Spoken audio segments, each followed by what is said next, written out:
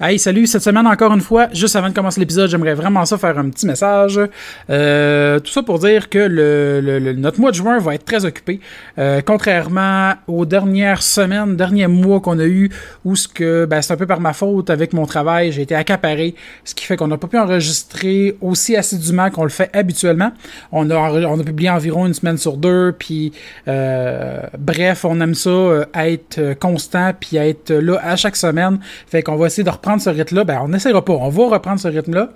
À part peut-être la semaine prochaine, à cause que ce week-end-ci, on a notre événement, comme je voulais justement parler, le 3 juin.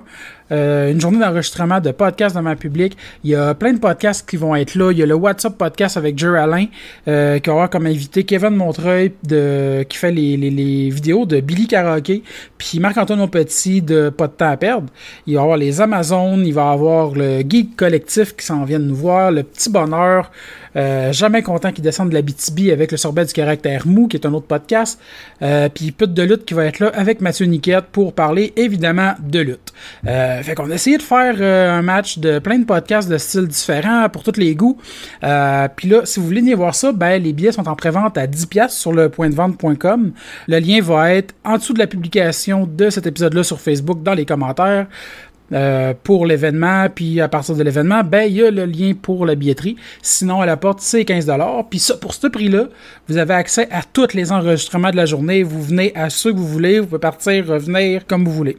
Après ça, le 17 juin, on va être au Geek Culture de Lanaudière.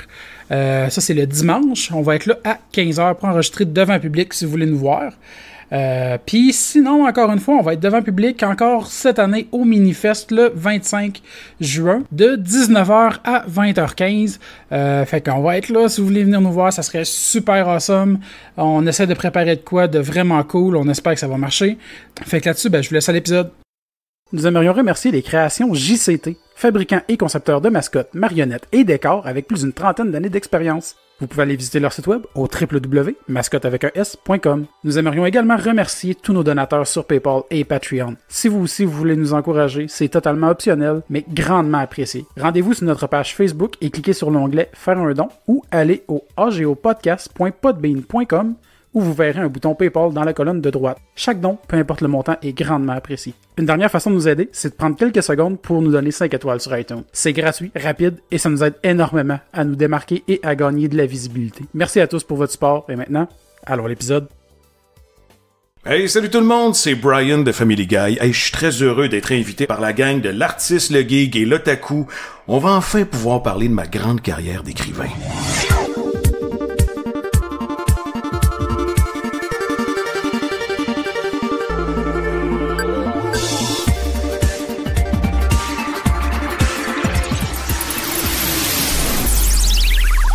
Hey, salut à tous. Cette semaine, on est très contents. Il y a moi-même autour de la table, Alexandre Bonneau, votre animateur et l'artiste. Il y a Danny Lefebvre, le geek. Hey, je suis là. Hey! Émilie Garin, notre otaku qui est là cette semaine. Allô! Allô, ça va bien? Oui, ça fait un bout qu'on t'a pas reçu. Ouais.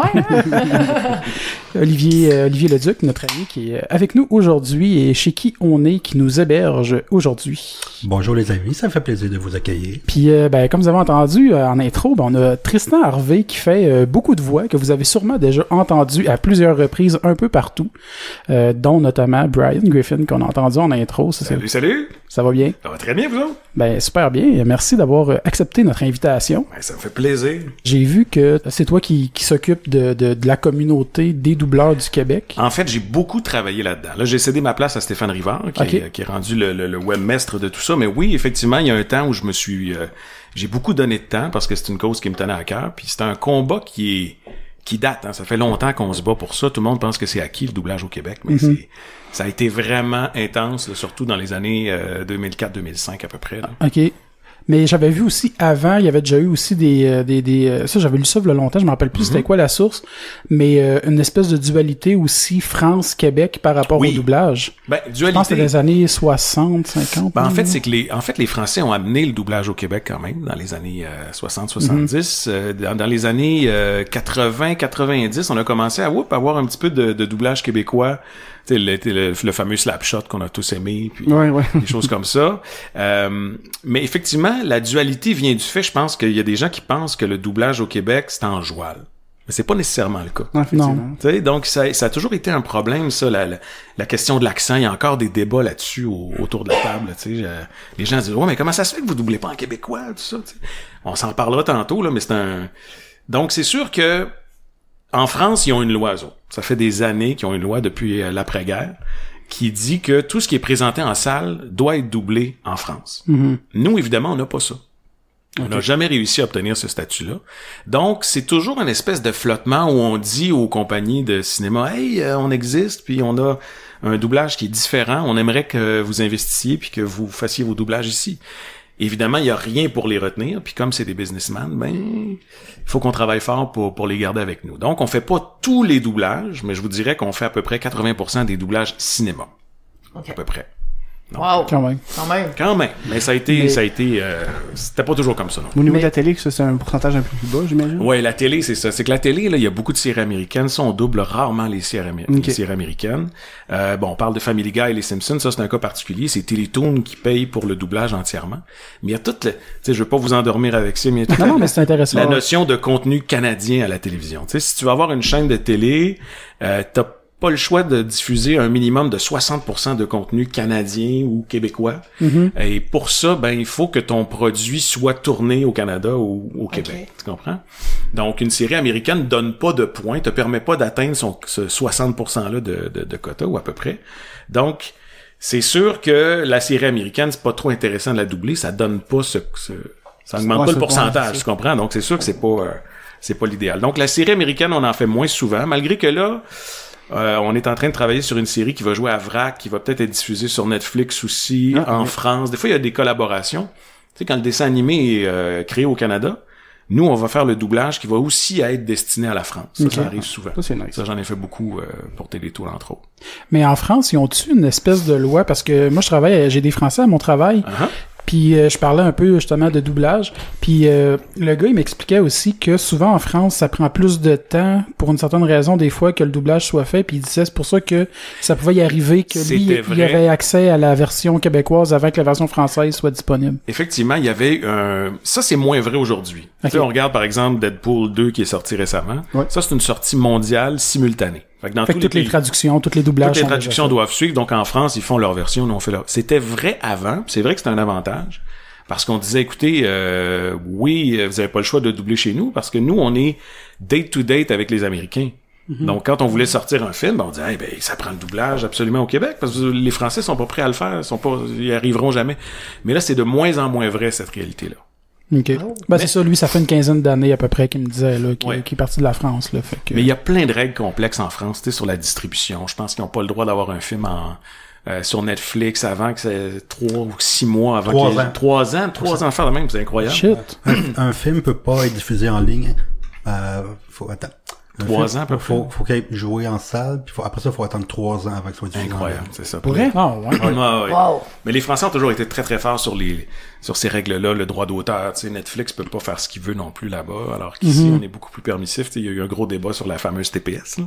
Ouais. Mais c'est drôle, je veux pas tomber encore dans les platitudes, mais Netflix, ce qui est drôle, c'est que la TPS, là, c'est pas ça le vrai enjeu. L'enjeu, c'est un peu les quotas de 60% dont je vous ai parlé tantôt. OK. Parce que les diffuseurs traditionnels, ils ont pas le choix de mettre 60% de contenu canadien Tandis québécois. que Netflix n'a pas besoin. Ben non. Ouais. Alors, qu'est-ce qui fait est-ce qu'ils vont vraiment investir ici? Ils disent que oui, mais une année, ils vont faire, ben oui, on va en faire des doublages au Québec, puis l'année d'après, ouais, ça fait une moins bonne année, on n'en fera plus, tu sais. Donc, on est encore un peu dans ce rapport de force-là entre les gros joueurs, mais c'est pas gagné, là. Puis y a-t-il une raison aussi pourquoi que, tu sais, il y a plusieurs films sur Netflix qui sont là, que la traduction, le doublage existe en français, mais il est pas disponible? C'est des bonnes questions, tu sais. J'ai souvent eu ces questions-là, moi aussi. J'ai fait le doublage de tel film, il est pas disponible. Je sais pas si c'est un manque de volonté, mais je sais que c'est très compliqué pour eux, en tout cas les clients américains, juste de comprendre French Canada puis French Paris. Tu sais, des fois, c'est pas la même chose. On voit des erreurs encore sur les Blu-ray 4K récemment, là, tu sais, qui sont sortis, là, les dernières technologies, où tu te rends compte que le doublage de Batman, mettons, c'est pas la bonne version. Moi, ça m'arrive tout le temps. Ouais. Tous les films de Walt Disney. Il y a eu des problèmes, mais justement, il y a un cas particulier où je vous dirais que sur iTunes, La Reine des Glaces, que vous aimez tous ici. La Reine des Neiges. La Reine des Neiges. Un gros fan.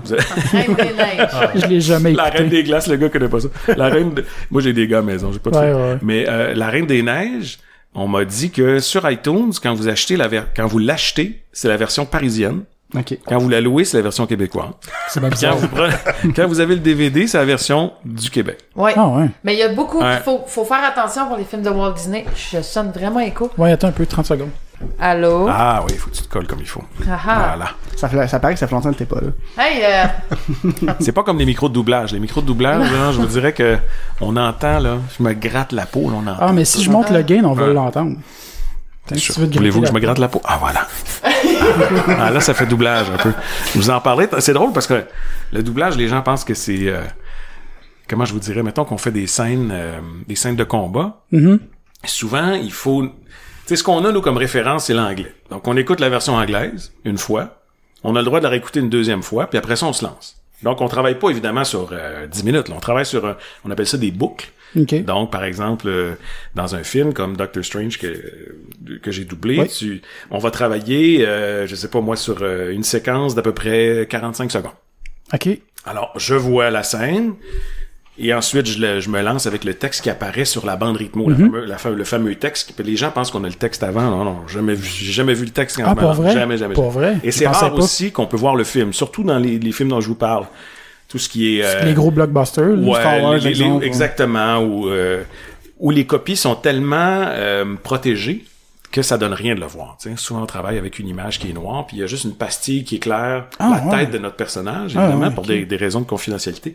Parce que Moi, j'aurais pensé que vous auriez eu accès à toute l'image, mais avec une clause dans le contrat, quelque chose ah oui, qui mais on dit, signe aussi des ouais, contrats sûrement, c'est sûr. extrêmement... ils viennent chercher ma maison, mes enfants. Mais ça, c'est sûr. Disney, tu sais. On peut pas dévoiler de secret, donc je peux juste vous dire que le film est bon, mettons, mais je peux pas vous dire, ah oui, il y a tel monstre. Puis d'ailleurs, j'ai une image en mémoire quand on a doublé dans Star Wars. Ouais, parce que d'ailleurs, tu fais Luke Skywalker. J'ai fait Luke dans le... Oui, puis j'ai eu la chance de faire le robot aussi dans K2SO. dans Rogue One. Ouais, c'est ça. K2SO. Et effectivement, on n'a pas d'image qui est nette parce qu'ils veulent pas de piraterie. Puis ça, je peux comprendre aussi parce qu'il suffit d'une fuite. Puis c'est de la catastrophe. Ouais, donc ouais, je peux comprendre ça. Mais ça rend notre travail plus difficile. C'est clair. Donc on a la bande rythmo, on peut l'écouter 2-3 fois et là on se lance. Et notre job, c'est de reproduire ce que le comédien anglais a fait. Puis ça a l'air de rien, mais c'est pas si simple que ça. Ah non, j'en doute pas. Parce qu'il y a des comédiens qui ne... Ça prend une bonne dose d'humilité parce que tu ne crées pas quelque chose, tu t'appropries ce qu'il a fait et tu le transposes en français. Non, clairement, c'est vraiment un autre métier que comédien ou acteur. Là, c'est carrément autre chose. Exactement. Là. Il faut quand même avoir une notion d'acteur, on n'a pas le choix, mais il faut avoir une très bonne oreille, une bonne lecture à vue, être capable tout de suite de comprendre, OK, là, il a bougé comme ça. Parce que comment tu bouges au micro aussi va influencer ton énergie, tu sais. Alors, si je me bats, ben, je vais faire, tu sais, arrêtez-le! Et je vais bouger si je fais arrêtez-le. Tu sais, il y a quelque chose qui marche, il y a quelque chose qui marche pas, tu sais. Ça fait mou un peu. Là. Exactement. Puis là on regarde la scène de bataille, puis on reçoit les coups, puis là OK, non, on va replacer ça là, t'étais pas en place, tu sais. Alors il y a beaucoup de ça, c'est très physique. Puis les gens pensent qu'on travaille toujours avec un acteur. Mais c'est pas toujours le cas. Qu'est-ce que tu veux dire que vous travaillez avec un acteur? C'est-à-dire que de plus en plus les studios veulent des pistes séparées. OK. Ah, fait que vous travaillez dans le fond tout seul. Tout seul au micro, pour des raisons de mix. Alors, c'est souvent envoyé à Los Angeles, puis faut que ce soit mixé là-bas. Donc, c'est sûr que c'est un travail plus solitaire. Fait qu'on fait une scène. Moi, j'imagine comment ma collègue, mettons, va avoir répondu à la scène en se fiant à l'anglais, puis on espère que... Puis le directeur de plateau, lui, est là pour s'assurer que ça se répond bien, tu sais. Ouais. Mais même les scènes d'amour, là, quand on s'embrasse, là, on s'embrasse la main, tu sais. Ouais. On marmonne, puis on suit toutes les... Tu sais, il y a un travail de moine qui est fait avant par les adaptateurs, les détecteurs aussi. Les détecteurs, c'est eux qui détectent toutes les ouvertures de bouche. Ouais, il vient d'ouvrir la bouche. Ouais, j'en ai fait un peu. T'en as fait de ça? Je suis traducteur professionnel et j'ai eu un cours de traduction audiovisuelle à l'université. On allait du plus simple avec les sous-titres, la narration, tout ça, puis on finissait avec le compliqué qui était le doublage. Avec là, les séquences et la bande. Il fallait mettre, quand la personne ouvre les lettres pour un... Comme ça, OK, on peut mettre un M ou un P, un truc de même, mais pas un L. C'est ça. Ça, c'est une autre partie de la job qui est complexe aussi, de trouver les bons mots qui vont suivre l'histoire, mais qui marchent avec la bouche. Le synchronisme, c'est correct, mais moi, je suis pas un ayatollah de la on appelle ça la labiale, tu sais. Okay, Parce que si tu me scrapes un gag, parce qu'il y a un P, je peux pas dire je l'ai étranglé parce que mettons, je veux dire... Ça marcherait pas. Ça change l'intrigue. Le gars s'est clairement fait poignarder, puis je vais dire je l'ai étranglé, mais non, voyons. Ou si tu scrapes une blague, les gens vont plutôt regarder les yeux de l'acteur. Mm-hmm. Ils vont regarder comment ça... C'est sûr, je parle mais pas des d'un fois, quand doublage, c'est trop flagrant, oui. ça gosse. Mais... Effectivement. Quand c'est pas professionnel, mais je vous dirais que si ça marche au début, puis ça ferme à la fin au bon endroit... La plupart des gens remarquent ça passe inaperçu. Si c'est bien joué aussi, on embarque. T'sais. Mais au Québec aussi, je pense qu'on est fort sur le doublage. On est comparé à d'autres endroits. Tu sais, comme juste je prenais pour exemple la série Dark. Ouais. Je sais pas si tu as écouté ça sur Netflix, Dark. Moi au début, de base, mon Netflix c'était en anglais. Je savais même pas que c'était une série allemande. Puis j'écoutais la traduction, le doublage anglophone, puis j'étais comme, mais voyons, comment ça fait, mon son est-tu off? J'ai-tu un problème? Il y avait un délai. Puis j'étais comme, voyons, mais ça a pas de sens. Puis là, je l'écoutais après ça, le doublage en français, puis j'étais comme, le doublage en français est déjà plus tête, là. L'expertise du doublage à la base vient notamment des langues étrangères. Les Anglais sont pas habitués de doubler, mais ils font beaucoup de post-synchro. Tu sais, il y a beaucoup de gens qui disent, hey, tu fais de la post-synchro, c'est pas la même chose. Ça, c'est quoi? La post-sync, c'est, lorsque vous faites un tournage, par exemple, puis il y a un avion qui passe, puis ça vient scraper le dialogue. Alors, tu vas redemander aux acteurs. D'ailleurs, il y a des films, 60% des dialogues sont repris en post-sync. Parce qu'il y a eu du bruit sur le plateau, le réalisateur est pas content de telle prise de son. Donc, ils vont demander, je sais pas moi, à DiCaprio de revenir puis de faire sa scène. Donc, lui, il va s'écouter jouer avec le bruit de l'avion, puis il va falloir qu'il retravaille.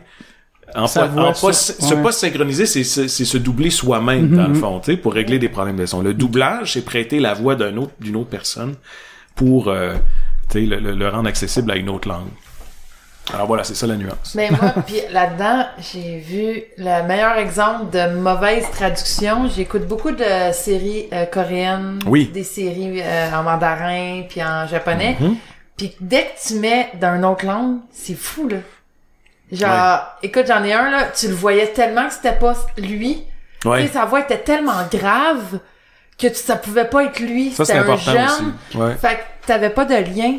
Tu vois, moi, ce que j'aime de ce métier-là, c'est que les gens me reconnaissent pas. Tu sais, il y a l'anonymat, les gens disent « Hey, t'aimerais ça? » Je trouve ça le fun de pouvoir faire Brian, puis de faire Luke Skywalker, puis d'après ça, faire Seth Rogen.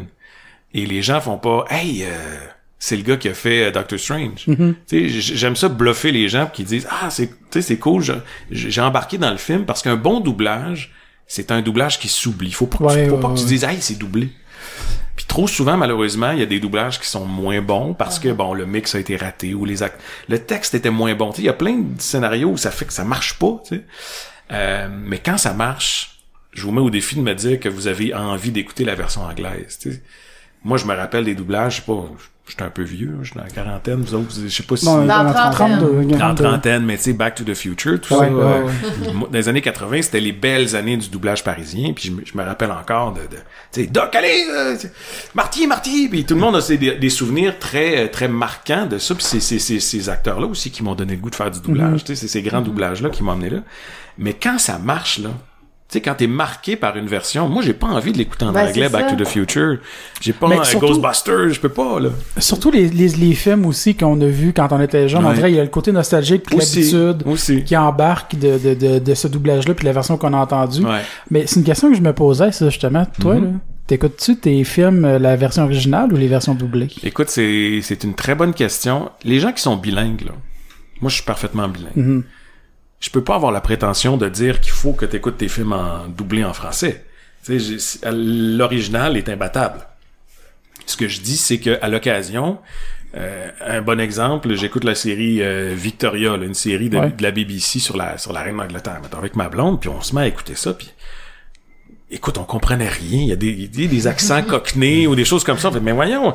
Fait qu'on le met en français, puis Dieu merci, le doublage est bon, puis on passe une belle soirée. Tu sais, on se casse pas la tête. Fait que, mais effectivement, je vais aller voir le film en anglais.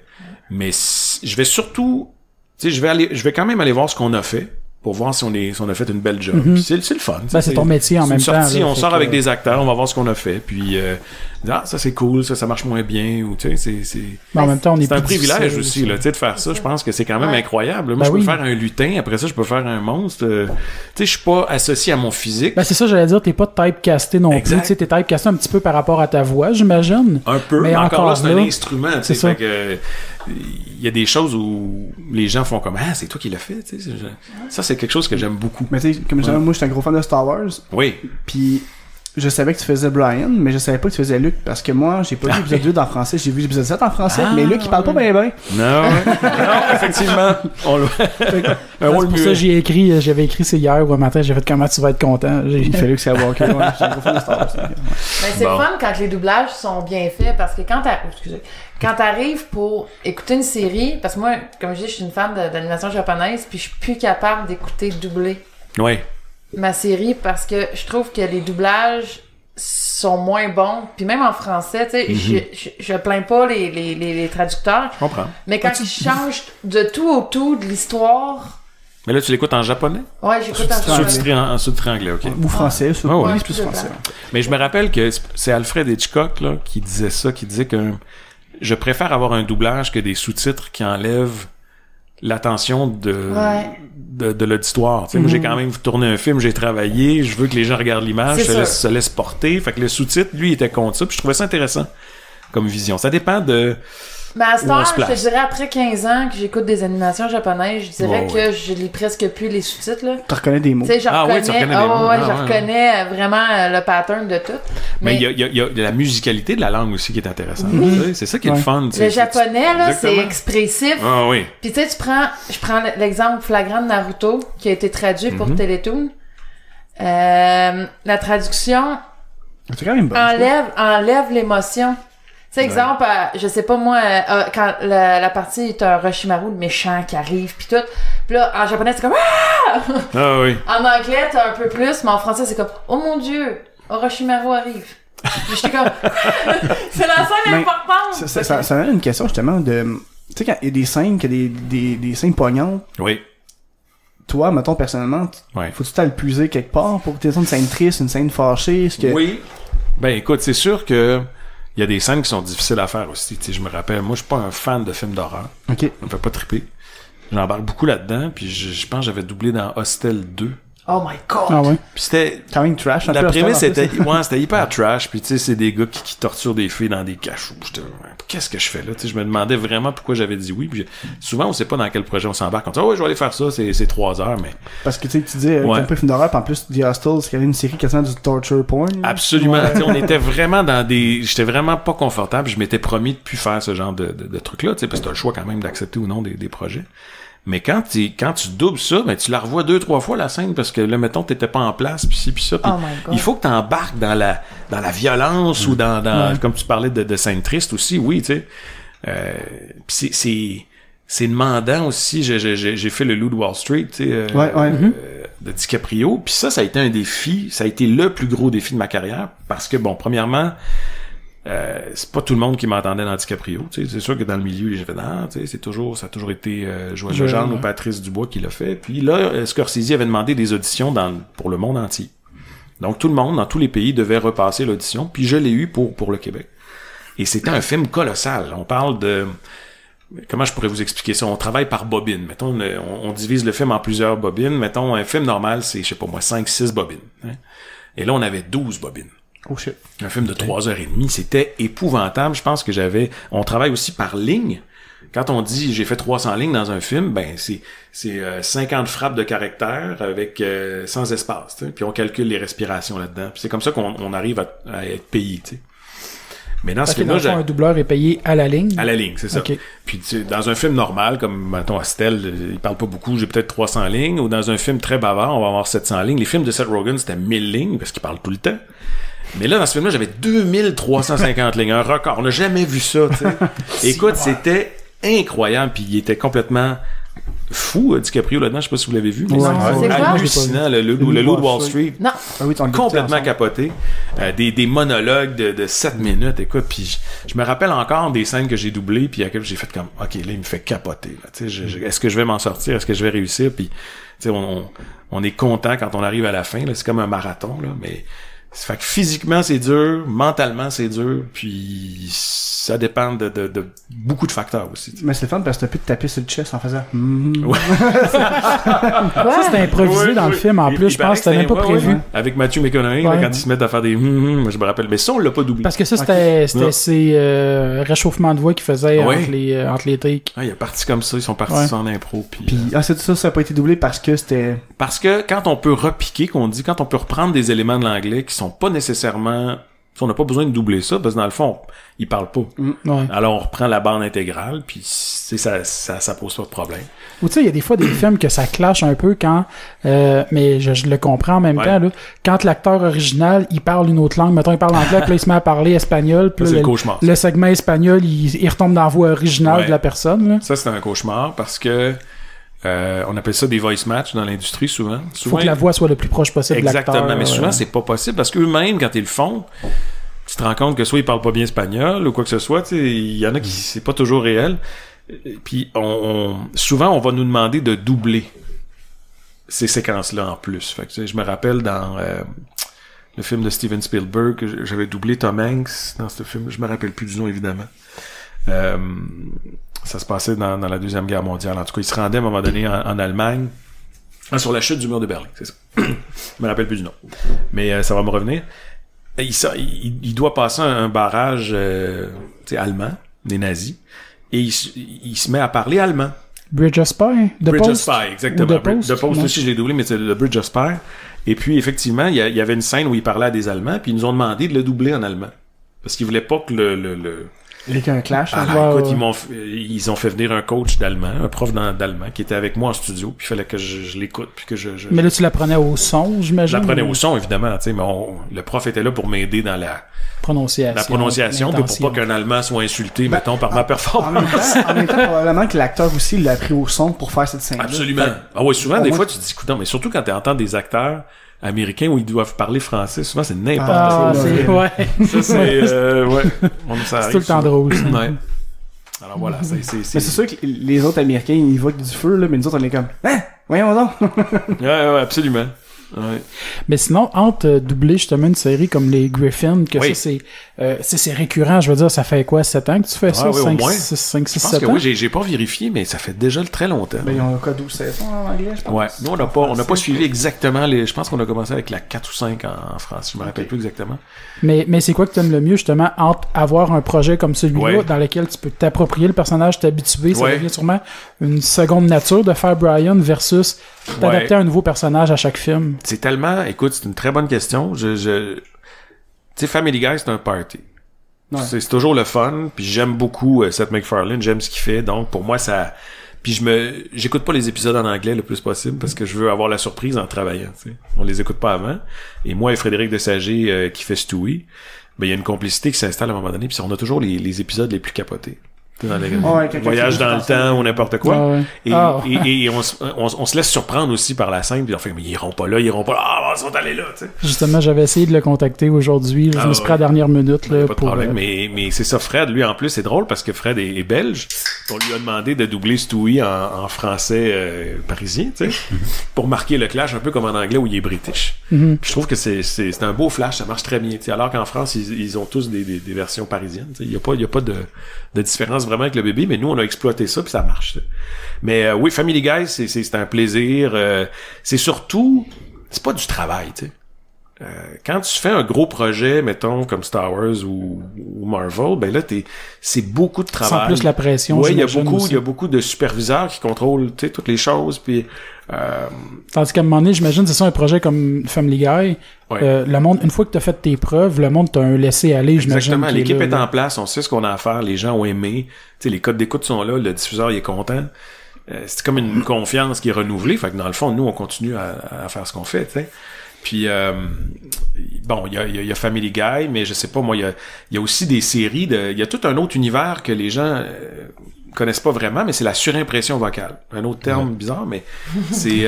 Ça avec, j'en ai fait dans mon cours. T'en as fait dans ton cours? Bon, c'est bon, t'as tout couvert. Puis ça, c'est la vache à lait des chaînes spécialisées, là. Tu sais, j'ai pas moi, Casa ou tous les shows de cuisine. Tu sais, les téléréalités ou les shows de cuisine ou de décoration. Un peu de...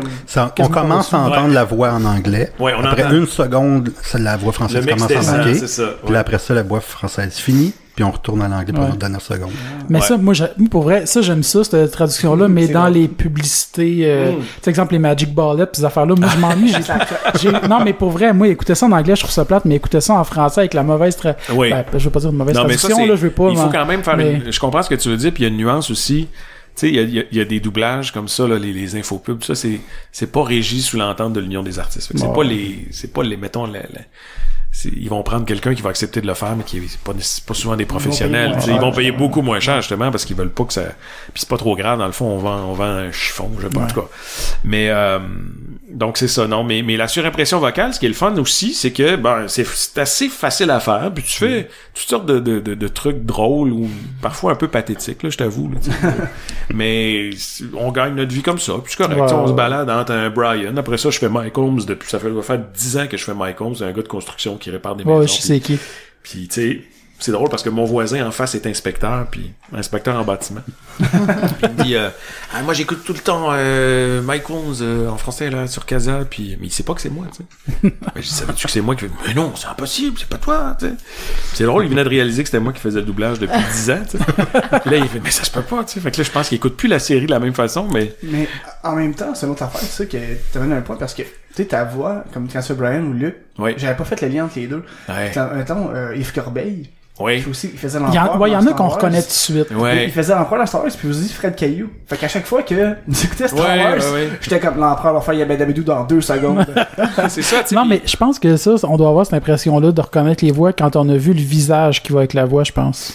Ah, fait que là, aussi, c'est la notoriété, tu sais. Parce que Bernard Fortin, on le reconnaît assez vite aussi, puis Joël Legendre. Effectivement, on entend toujours, tu sais, la chose qu'on me dit le plus souvent, c'est, on est tanné d'entendre Bernard, oui, mais Bernard, il en fait presque plus, tu sais. Il a connu des belles années aussi, mais je pense que les gars font autre chose, mais ils ont des voix typées. Donc, tu sais, des voix graveleuses, des voix graves, Yves Corbeil, qu'on entend évidemment partout, l'oreille se fait, tu sais. Mais il y a des gens qui ont des voix blanches, qui arrivent un peu à se cacher derrière leur voix, puis on les reconnaît pas, tu sais. Mais ça, moi, c'est ma signature, je veux toujours surprendre les gens, même ceux qui me connaissent, c'est comme ça. Mais il y en a d'autres, évidemment, mais ils sont pas moins compétents. C'est juste qu'on associe la voix. Fait que des fois, il y a des gens qui disent, moi, j'embarque moins parce que j'entends, telle personne. C'est ça. Mais, pourtant, il y a d'autres, tu sais, je pense à Magali Lépine-Blondeau, d'autres gens que vous connaissez, que vous voyez à District 31, mais quand tu fais du doublage, elle est méconnaissable, tu sais. Catherine Proulemé, même chose. Il y a plein de gens connus qui en font, mais qu'on reconnaît pas parce que leur voix, passe très bien. Mm-hmm. Ouais. C'est quoi le premier projet que t'as fait de doublage? Boy! Ça me ramène loin. Je te dirais que c'était une série canadienne. Le premier long métrage, je m'en rappelle, c'était Les Horlogers du Temps. Okay. Ça dit rien absolument à personne. Non, j'ai déjà écouté ça. C'est pas le gars, il y a une montre puis il arrête le temps avec sa montre. Ah, t'es un vrai geek. C'est confirmé. J'ai déjà entendu parce que je l'avais écouté à Super Écran quand j'étais jeune. C'était mon premier doublage de. Comment est-ce qu'il s'appelle déjà cet acteur-là? C'est faudrait que je m'en rappelle. Je suis tellement pas moins que les noms. Mais ceci dit, c'est ça, quand j'ai eu moi j'étais nerveux évidemment parce que j'avais juste fait 1 ou 2 doublages dans ma vie, puis là on me donne un premier rôle, tu sais. C'était Lisette Dufour, une directrice de plateau, puis ils disent non, je pense que tu vas être capable. C'est que les Simpsons en fait, hein. Ouais, c'est elle c'est elle qui fait Lisa, exactement. Puis elle est directrice de plateau aussi, elle dirige des comédiens, puis elle va dire non, je pense que tu vas être capable, tu sais, fais-toi confiance, puis on va y aller, tu sais, à ton rythme. Puis... Jesse Bradford. Exactement, Jesse Bradford. Je me rappelle encore de la première scène qu'on a doublée, puis j'avais de la misère, tu sais, ça me prenait une lecture 2, lecture 3, lecture 4, lecture 5, lecture 6, lecture... Oh boy, là, je commence à avoir chaud, tu sais.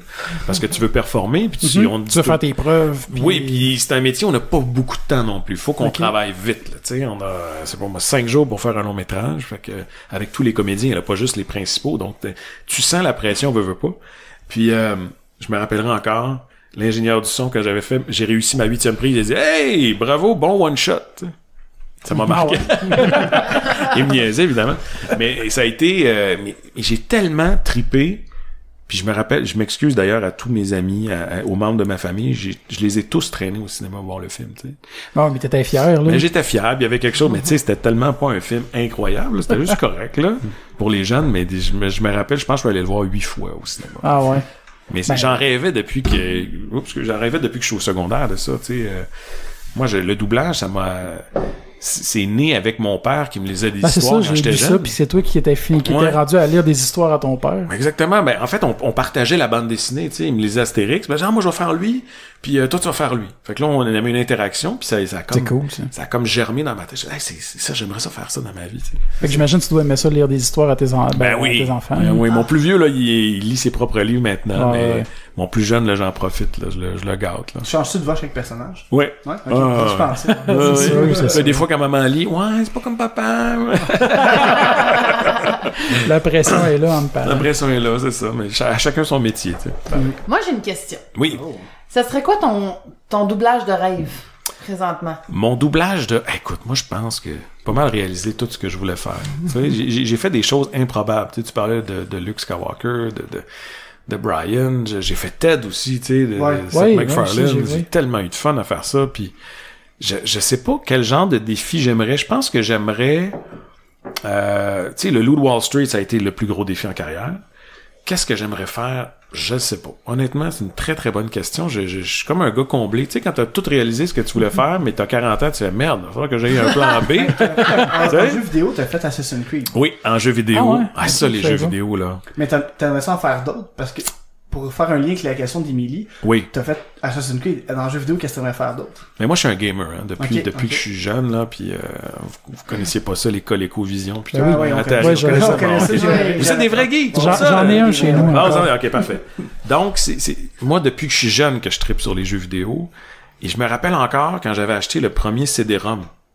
Tu sais, les CD-ROM, c'était... Avant, on avait des disquettes 3 pouces et demi, en tout cas. Un jeu, ça prenait genre 12 disquettes. Exactement, tu sais. Puis là, il y avait une disquette qui marchait plus. Non, mon jeu marche plus!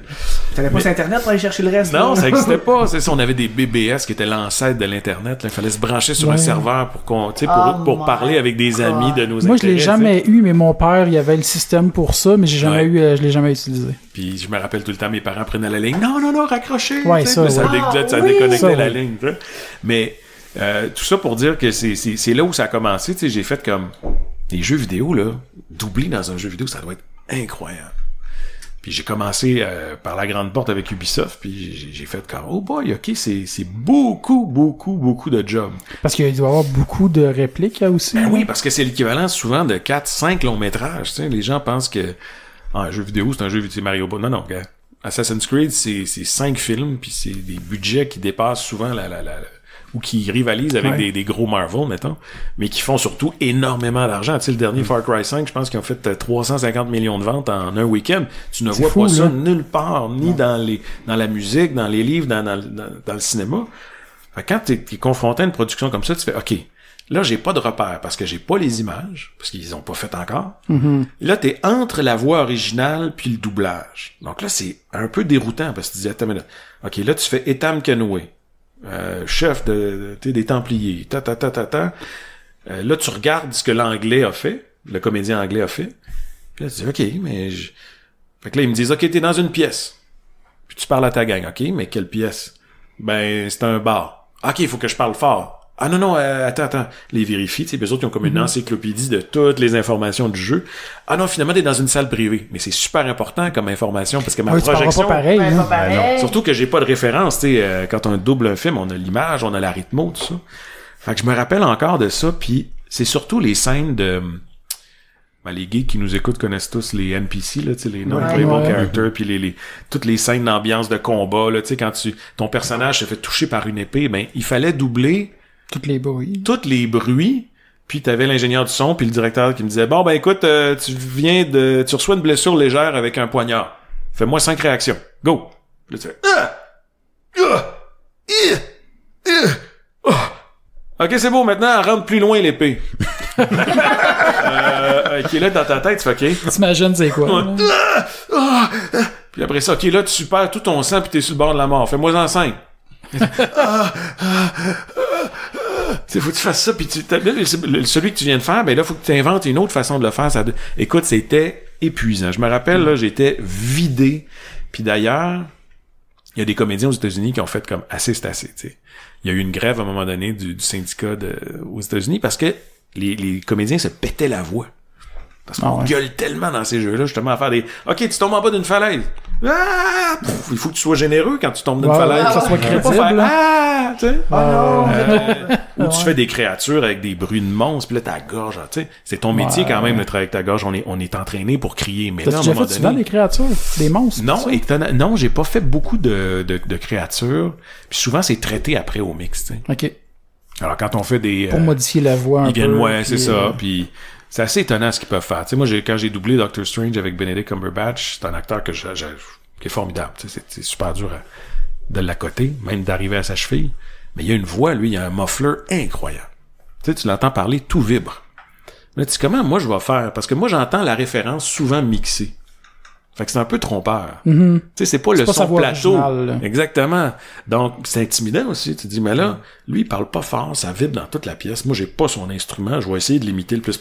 Mais là, tu te rends compte que techniquement, quand ils vont faire le mix à Los Angeles, ça va porter autant. Ben, ils ont des machines, puis ils vont te chercher, puis ça sonne exactement avec le même filtre que l'acteur original, puis ça sonne comme une tonne de briques, tu sais. Fait que là, t'apprends à travailler différemment au micro. OK, là, je vais projeter moins, là, je vais aller chercher plus mes graves comme ça, tu sais. Quand on faisait Luc, on allait plus comme ça, puis il fallait que je le vieillisse, puis... Fait que c'est ça. Il y a toutes sortes de trucs techniques à penser aussi, mais... Moi, je sais pas où on était parti dans les jeux vidéo, là. Ah oui, c'est ça. On est parti dans les jeux vidéo, mais Assassin's Creed, ça a été cool, mais malheureusement, on a fait moins au Québec, ça se passe beaucoup en France. Il y a un gros star system en France aussi. Donc, moi, je veux la voix d'Al Pacino, je veux la voix de... Tu sais, il y a le cinéma... donc, puis c'est un marché qui est immense, la France... donc, on a moins un rôle à jouer, mais on commence à avoir des petits studios indépendants émerger, tu sais, de Québec, mettons. J'ai fait une voix récemment pour une gang de Québec qui font un jeu qui est pas un triple A, mettons. Donc ça commence à prendre sa place un petit peu là, dans le marché. Il faut commencer quelque part. Oui, effectivement. Faut s'en aller avec ça. Mais... non, mais... Mais c'est ça, la question, c'était, est-ce que t'as un autre jeu vidéo que tu voudrais faire? C'est ça la question. Oui, c'est vrai. Loin, mais... parti de loin, hein. Ben, écoute, après Assassin's Creed, moi, j'ai trippé sur Far Cry, là. Je sais pas si vous êtes des fans. Ben, moi, j'ai joué au 3e. Au 3, moi aussi, là, j'ai fait le 5, après ça, je suis revenu au 4, je suis comme un petit peu, mais, je pense que le côté mythique, ce serait Nintendo. OK. T'es le prochain Mario, ouais, non, c'est ça. Puis c'est Charles Martinet. Ouais, mais c'est ça, c'est que la notion aussi de voix originale, c'est un autre monde. Tu sais, je me rappelle encore de l'audition que j'avais passée pour un jeu vidéo. Il me disait, bon, ben, ton personnage est comme ça, fait que, fais-nous le texte. Je dis, ouais, mais moi, je travaille à l'image. Ma job, c'est ça. Là, vous me demandez de créer de quoi de presque original. Puis il y a vraiment, faut comprendre que quand vous écoutez Family Guy en anglais, c'est eux qui créent le personnage de zéro, tu comprends? Moi, j'ai déjà tout pré-mâché, puis il faut que... C'est pas rien. On a déjà fait 60-80% de la job à ma place, tu sais. Donc, mais j'ai beaucoup d'admiration pour les comédiens qui peuvent créer des choses eux-mêmes, puis j'ai pas cette facilité-là, tu sais. Alors, mais le jeu vidéo, il y a quelque chose de le fun aussi, mettons, dans Nintendo, il y a un petit côté fantasy, tu sais, des personnages éclatés, des choses. J'aime ça faire des trucs qui sortent des conventions. Souvent, là, Nintendo, vu qu'ils n'ont pas vraiment de texte, c'est rarement traduit. Ouais. Effectivement, mais... Semi-Mario... Ils ont pas laissé moi Mario en français. Ouais, c'est ça. Ils vont le laisser dans la voix, mais de plus en plus, je pense qu'il va y avoir des intégrations.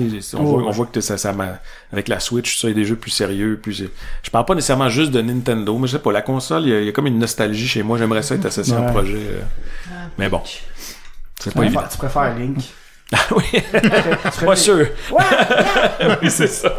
Ouais, mais je suis passé maître dans comment recevoir une épée dans le ventre. Ouais. Merci Assassin's Creed. Ouais. Exactement. Mais c'est drôle de jouer aussi après quand on a fait la voix puis de jouer avec notre personnage là, c'est weird. Ça, j'avoue que après ça tu t'imagines juste toi dans le studio. Ouais, c'est mais ça doit t'arriver des fois aussi justement, quand tu joues justement exemple à Assassin's Creed, ça t'arrive-tu de faire comme j'aurais dû... Oui, c'est drôle, tu me dis ça. Il y a une scène super importante dans le jeu. C'est un spoiler, je veux pas en parler, mais si les gens qui n'ont pas joué C'est le 3, ça, Assassin's Creed? Non, c'est pas un spoiler. C'est pas un spoiler, mais en tout cas... Ah non, c'est pas un spoiler. Je pense que c'est la scène la plus importante avant que... Tu sais, au début, on joue avec Etam Kenway, puis après ça, on passe le flambeau à son fils. Puis on se rend compte qu'Etam Kenway, c'est un membre des Templiers. C'est ça le gros punch. Alors, il annonce à sa bande que c'est un Templier. Puis je sais que... Puis ça, c'est des détails de doubleur, mais à un moment donné, il se lève de sa chaise, puis il commence son discours.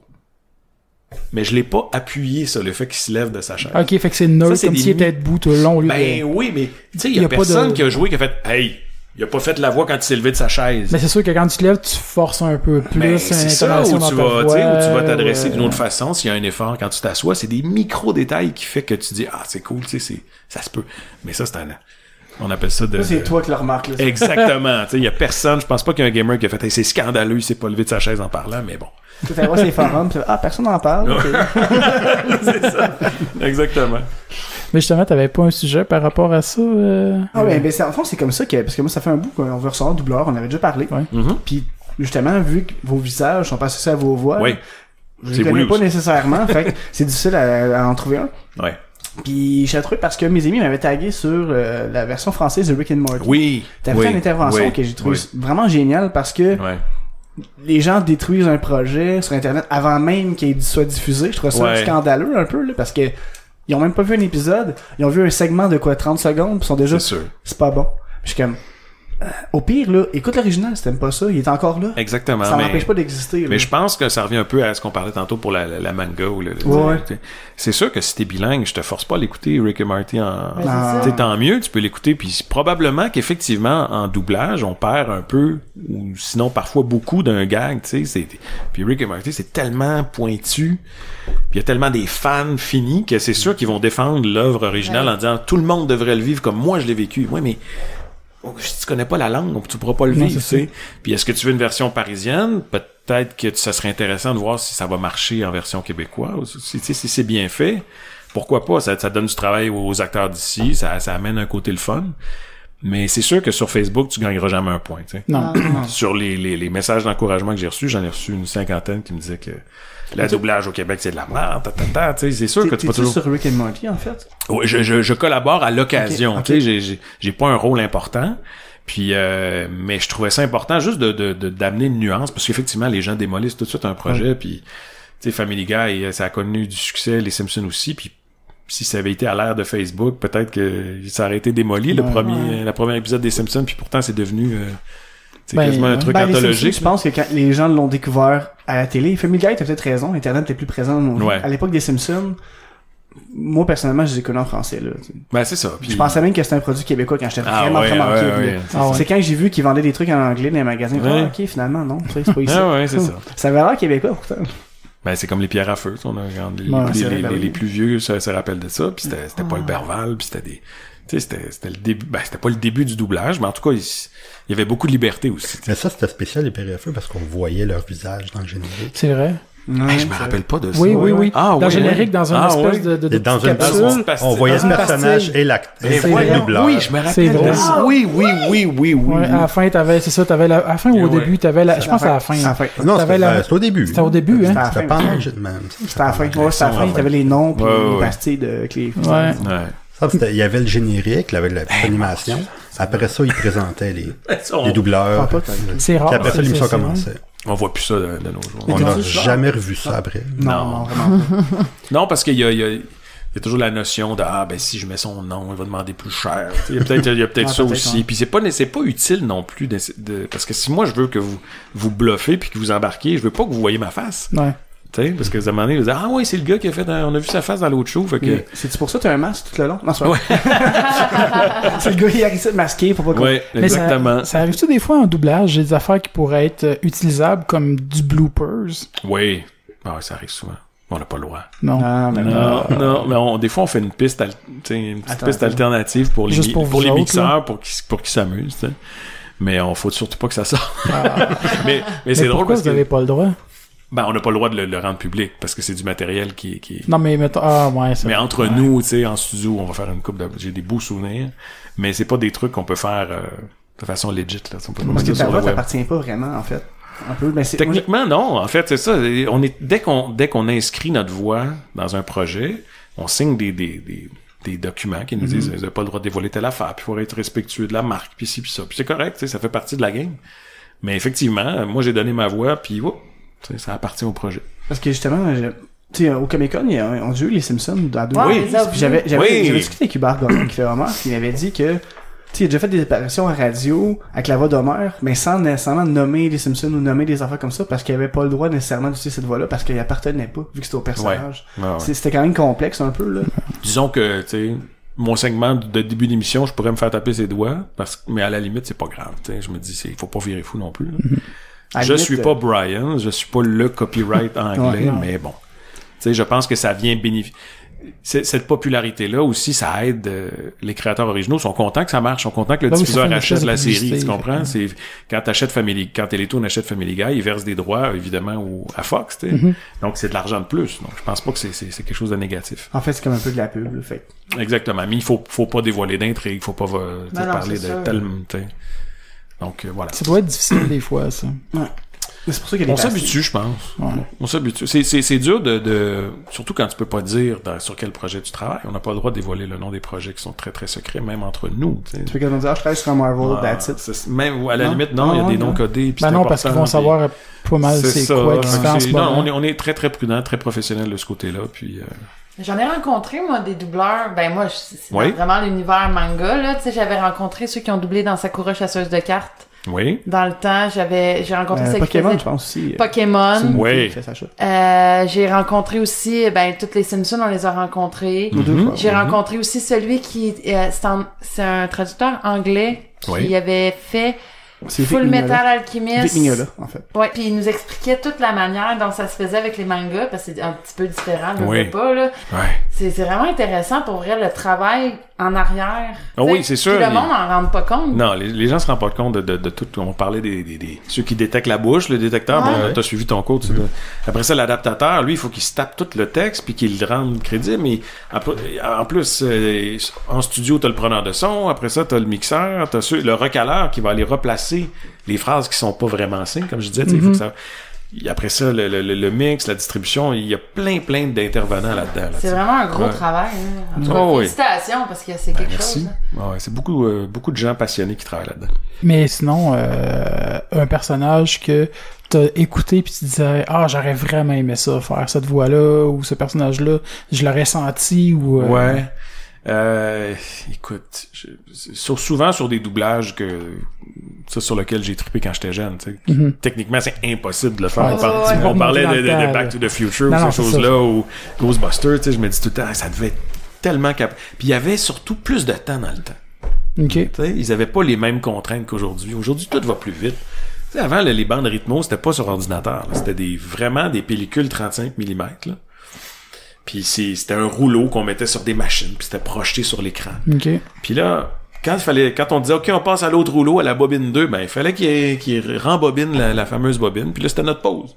On allait jaser, puis c'était un petit 10 minutes de pause. C'était normal. Là, aujourd'hui, c'est go, on en fait le plus possible, puis dans les délais les plus serrés possibles pour économiser. Puis c'est partout pareil dans le monde, là, tu sais. Sauf que je pense que dans le temps, il y avait une espèce de... Je dis ça, peut-être juste nostalgique d'une époque que je connaissais pas, là. Mais on dirait qu'il y avait plus de latitude, tu sais.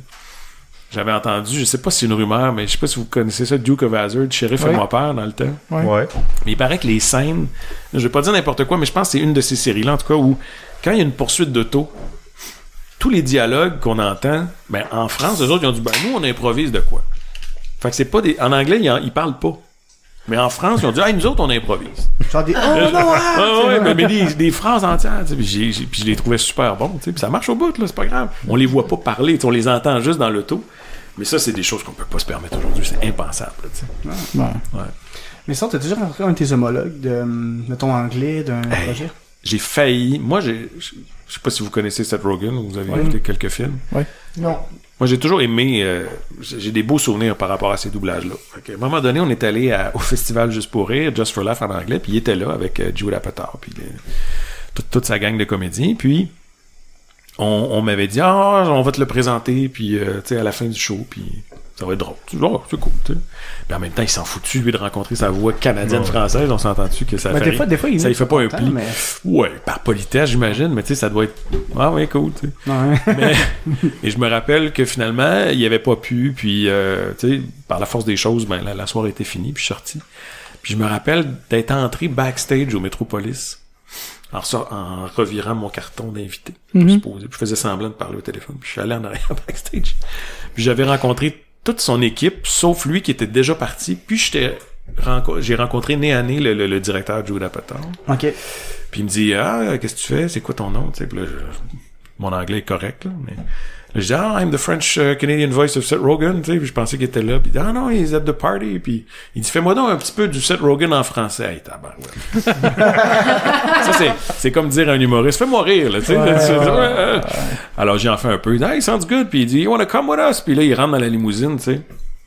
Puis je me rappelle encore, puis c'est mon plus grand regret. Puis tout le monde qui mes amis voulaient me tuer, mais je partais avec ma blonde, les enfants. Genre en vacances le lendemain, il était déjà 2h du matin, je me dis hey, je vais-tu aller fumer un joint avec Seth Rogen? Puis arriver, tu sais, complètement défoncé avec les enfants.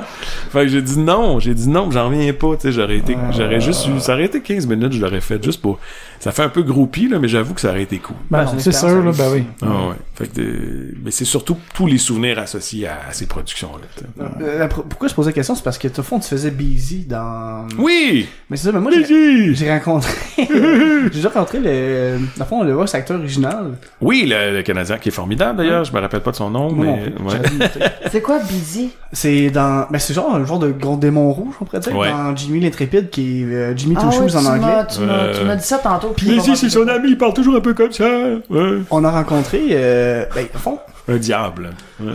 Mike Patterson, l'humoriste francophone, on pourrait dire, qui est l'ami, en plus, de ce voice acteur-là. Fait que c'est juste comme plein de liens avec le podcast, là, je voulais juste les plugger, en fait. Ah ben, écoute. C'est juste drôle à quel point que tout le monde, pas se connaît, mais il vient partout. Moi, je l'ai jamais rencontré, mais effectivement, lui me donnait la marche à suivre, parce que lui, c'était de la création originale, comme je parlais tantôt. C'est lui qui a créé Busy, tu sais, qui a fait ça, comme ça, avec moi, c'est cool, tu sais, c'est intéressant, ça marche, fait que, moi, je l'ai fait en français, puis ça marche, tu sais, avec la même énergie, puis, mais il est formidable, je pense que c'est un des acteurs. Brian Froud. Je pense que c'est ça. Il est capable de faire plusieurs voix aussi. Puis il y en a un autre Canadien anglais formidable à Montréal. Puis il est capable de faire... Je pense qu'il y a une série qu'il fait pour les jeunes. Puis il fait 4 voix. Tu le reconnais pas. Ouais. Un peu comme Mel Blanc. Je sais. Tu sais, la légende là, qui a fait Bugs Bunny. Puis c'est lui qui faisait toutes les voix. Là. De tous les personnages? Tous les personnages. Oh my god. Ça, je savais pas. Je savais que t'en faisais plusieurs. Il y a des clips sur YouTube. Vous allez voir. Je pense qu'il y a une entrevue avec David Letterman. Un peu avant sa mort. Puis il fait tous les personnages. Écoute, c'est hallucinant. Puis lui, il avait dit déjà en entrevue, si tu veux que ta voix de personnage fonctionne, il faut absolument que tu crois qu'il peut exister. Il faut que tu l'incarnes au point où tu dis, cette voix-là, elle existe. Puis ça l'a toujours habité. Quand il travaille, lui, c'est je trouve la voix, je l'identifie, parfait, je l'assume à 100%. Puis, écoute, je pense qu'on n'a pas vu des légendes comme ça. Il y en a quelques-unes encore, là. Mais faut que tu crois ton personnage aussi quand tu le fais. Faut que tu fasses... Oui. Même quand toi, tu doubles des personnages... Tu prends vie comme exemple Brian, c'est comme les gens connaissent sûrement le plus. Ouais. T'es un genre de t'étais le Brian français en fait. Là. C'est ça, tu deviens son tu te l'appropries un peu, tu sais pour le rendre crédible. Puis c'est drôle parce qu'avec Brian, c'est pas vraiment distant de ma voix. Tu sais, j'ai pas besoin de la modifier trop, tu sais, je vais juste faire un peu plus comme ça. Hey Stewie, comment ça va, tu sais, puis il parle un peu comme ça, puis les textes sont très très bons aussi, fait on n'a pas beaucoup de travail à faire. C'est quoi la scène qui était difficile avec Brian en fait, parce que des fois c'est quand même trash un peu là. Ouais. Est-ce que des fois t'imagines, je suis en train vraiment de faire ça, là, quand ils mangent le vomi, exemple, tu sais, des trucs on fait toujours oh my god, ils vont pas là, puis les scènes de combo ils perdent des dents, puis ça saigne partout là. Mais ça on les fait puis ça nous fait rigoler, puis c'est correct. Bon, mais c'est sûr on embarque dans la folie de... Parce que tu peux pas être offensé par ça si tu comprends le message derrière puis la critique sociale puis moi je trouve ça brillant, tu sais, puis j'aime ça quand ça graphine un peu, ça dérange, tu sais, les gens autour, tu sais, les bien-pensants là, je trouve que ça fait du bien. Mais un truc, tu sais, ce scène super critique, c'est South Park quand ils ont essayé de le faire en Québec. Oui. Parce que c'était que 10 ans ou 12 ans après la version française. Il a repassé la saison 1. Quand tout le monde l'a vu il y a super longtemps, je pense que c'était quand même risqué comme projet. Je me rappelle de ça, puis ça a pas été évident pour les gens qui travaillent là-dessus. C'est toujours un coup dur quand ça marche pas, mais effectivement, le doublage parisien était de très très bonne qualité aussi. On avait beaucoup aimé Cartman, qui est fait par Christophe Lemoine. que j'ai rencontré d'ailleurs à Paris quand j'étais en voyage, puis tu sais, ça marche, là. T'sais. Fait que si justement, si les gens se sont habitués en plus à une version française, puis là, 10 ans après, ou 10 saisons après, tu te mets à faire la version québécoise, c'est peut-être effectivement... la saison 1, de partir plus tard. C'est ça, mais je pense qu'ils ont appris de ça, puis on n'a pas fait tu sais, Brian, justement, Family Guy est arrivé après, puis ils ont pas commencé avec la saison 1. Mais non, Family Guy est arrivé avant, en fait. Avant, oui. Avant. Ah oui, t'as raison. Oui, c'est ça. C'était comme un intermède entre les deux, mais c'est ça. Fait que c'était comme un côté mythique, puis les gens voulaient pas qu'on touche à ça. Mais tu sais jamais comment les gens vont réagir. Mais on parlait des Simpsons tantôt. Est-ce que tu as déjà fait une voix sur les Simpsons? J'ai fait quelques voix à l'occasion, ouais, mais pas beaucoup, non. Ok, sûrement des personnages... Des personnages secondaires ou tu sais des commentaires. Des personnages spéciaux. Ouais, c'est ça. Exactement. Parce on était au deuxième année qu'ils sont venus au Comic-Con, ceux qui faisaient voix des Simpsons. Ouais. On fait se prêter à l'expérience de doubler avec le message, puis les gens. Oui, vous l'avez fait. Ah oui, non, j'ai pas pu le faire parce que en fait, ça a été coupé plus tôt parce qu'on dépassait sur le temps de la convention. C'était le dimanche, il était 5h, puis il fallait que tout le monde parte. Fait que les gens ont pas vraiment réussi à pouvoir doubler. Ça a été triste, mais je l'aurais fait. Mais j'avoue, quand les gens l'essaient, là, c'est drôle de voir à quel point les gens réalisent. Hey, tabarouette, ça va donc bien vite. Le texte va vite, comment ça va vite comme ça? Tu sais, puis ok, il faut que vous soyez capable de lire un texte, mais en plus, vous rendez l'émotion. Puis ok, là, moi je parle à la fille qui est là au bord de la rue, fait que dans ma tête, ça fait ok, faut que je parle comme ça. Ouais. Tu sais, un non-professionnel va juste essayer de lire les mots puis que ça marche, là, tu sais. Fait que c'est comme n'importe quel métier. Puis quand tu commences là-dedans, c'est la même panique, là. Mais même ça, les acteurs originaux étaient là. Ouais. Ils ont fait la scène, ouais. Puis même eux, on l'a déjà fait, puis je voyais qu'ils rushaient encore parce que ils l'ont déjà fait il y a longtemps, puis là, ils sont devant le public, il y a genre, mettons, ben oui, personnes. On n'est pas habitué de vivre ça, là. Ils disaient, on l'a déjà fait, si vous l'avez déjà vu à la télé, mais là, le refaire devant le public, c'est même pas la même game. C'est pas la même pression, là. C'était vraiment cool, j'ai vraiment aimé l'expérience, en fait. C'est très spécial. Puis, tu sais, je reçois beaucoup de messages de gens qui disent, hey, moi, j'aimerais ça faire ça, puis... Tu sais, je pense que j'ai une belle voix tout le monde dit que j'ai une belle voix sur ma boîte vocale. Je dis, ouais, mais c'est pas juste la voix, justement, il y a une grosse partie de jeu. C'est ça, c'est un métier, puis si ça a l'air facile, tant mieux, ça veut dire qu'on a bien fait notre travail. Exactement. Fait que, mais effectivement, il y a une technique, l'addiction qui est super importante, la lecture à vue. C'est comme dans tout, je veux dire, tu regardes un humoriste, tu regardes un lutteur, si ça a l'air facile, c'est parce qu'il fait bien sa job. C'est ça, exactement. C'est ça. Non. Mais sinon, j'avais lu aussi que tu étais la voix officielle de la francophonie. TV5. Oui, ben oui, ça fait plusieurs années là aussi. Ouais, ça on appelle ça exactement. Ben, en fait, c'est des voix associées à une chaîne télé. Fait que mettons la voix de Radio-Canada, la voix de TVA, puis moi je suis la voix de TV5 par exemple. Comme ici Radio-Canada. Exactement. Donc c'est moi qui vende, mais qui dit mettons à telle heure, manquez pas telle émission. C'est ça, c'est une autre aspect de notre travail aussi. Puis je fais des voix pour la pub aussi. Mais ça, la pub, ben c'est sûr que c'est comme ça qu'on gagne notre vie. Ça peut être plus payant par exemple que de faire un doublage. Non, la pub, c'est payant. Parce que t'es associé à un produit, puis tu signes des contrats, puis c'est le fun. Tu sais, ça fait partie de la job, mais... C'est quoi la dernière pub que t'as fait? Ben, je fais les pubs de Buick, entre autres. Les voitures. Je fais Bruy Martineau, que vous entendez souvent aussi. Qu'est-ce que je fais d'autre? Crest, Pro Santé. J'en fais quelques-unes, là, comme ça. Cool. Mais les gens, justement, on me voit pas, fait que... Ouais, c'est ça. Les gens t'associent pas à ça. Non, c'est ça. Ce qui est le fun avec la voix, comme je dis tout le temps à mes amis, c'est... Moi, je peux faire la pub de Préparation H. Ouais. Mais le gars à TV, par exemple, lui, il joue sa carrière. Tu comprends? Il y a pas de mal avec la voix, on peut faire ce qu'on veut, puis... vendre des condoms après ça, vendre des voitures, vendre... En même temps aussi, vu que c'est juste la voix et non pas l'image qui vient avec, ça doit aussi protéger de certains backlash que d'autres gens ont quand ils s'associent à un produit. Effectivement, tu sais, dès que tu joues ton image publique, tu mets ton image, je sais pas moi, dans une pub... Ben, on pense, mettons, exemple Martin Matt, là. Oui, ben, tu sais, Martin Matt est bien entouré, on s'entend que c'est une équipe qui ont étudié les concepts, tout ça, mais un comédien qui veut... rester comédien, tu sais, tout le monde dit ils font de l'argent comédien, ils sont riches, le Glenn Tremblay puis tout ça. Tu sais, c'est le cliché qu'on entend. Les gens qui roulent beaucoup, qu'on voit souvent, oui, ils font des sous. Mais la moyenne salariale à l'Union des artistes là sur mettons comédien, c'est 20 000 piastres. C'est pas payant comme job. Puis pour réussir à rester comédien, il faut souvent que tu cumules d'autres jobs ou tant mieux, j'ai eu une pub qui m'a permis de rester comédien puis de peut-être pas travailler au Starbucks pour l'année prochaine pour survivre, tu sais. Fait que c'est oui la précarité, on sait jamais si on a un job demain, tu sais. Là ça marche mes affaires, mais demain ça peut arrêter ou je sais pas. Mais on veut pas faire une autre job. Il y en a pas de plan B quand t'es heureux, tu sais. Le plan B, il vient seulement quand t'es dans le trouble. Exactement. J'avoue que si tu fais qu'est-ce que t'aimes, c'est ça ton plan, tu sais. C'est ça. Moi je vis un conte de fées, tu sais, c'est cliché, mais j'ai le matin, je me lève, j'ai hâte d'aller travailler. c'est pas tout le monde qui a cette chance-là de dire, hey, c'est cool, je m'en vais faire Brian, après ça, je m'en vais faire une pub, après ça, je m'en vais faire Michael. Puis, c'est toujours agréable. Je travaille avec des gens le fun aussi. T'sais. C'est rare où je me fais comme, j'ai peur d'aller travailler. Mais tu fais-tu plein de fois la même journée? Parce que tu dis, oui. Mais ouais, ok, puis c'est pas le même oui, je peux faire autre chose. Aujourd'hui, je suis allé faire une pub, après ça, je suis allé faire une surimpression vocale.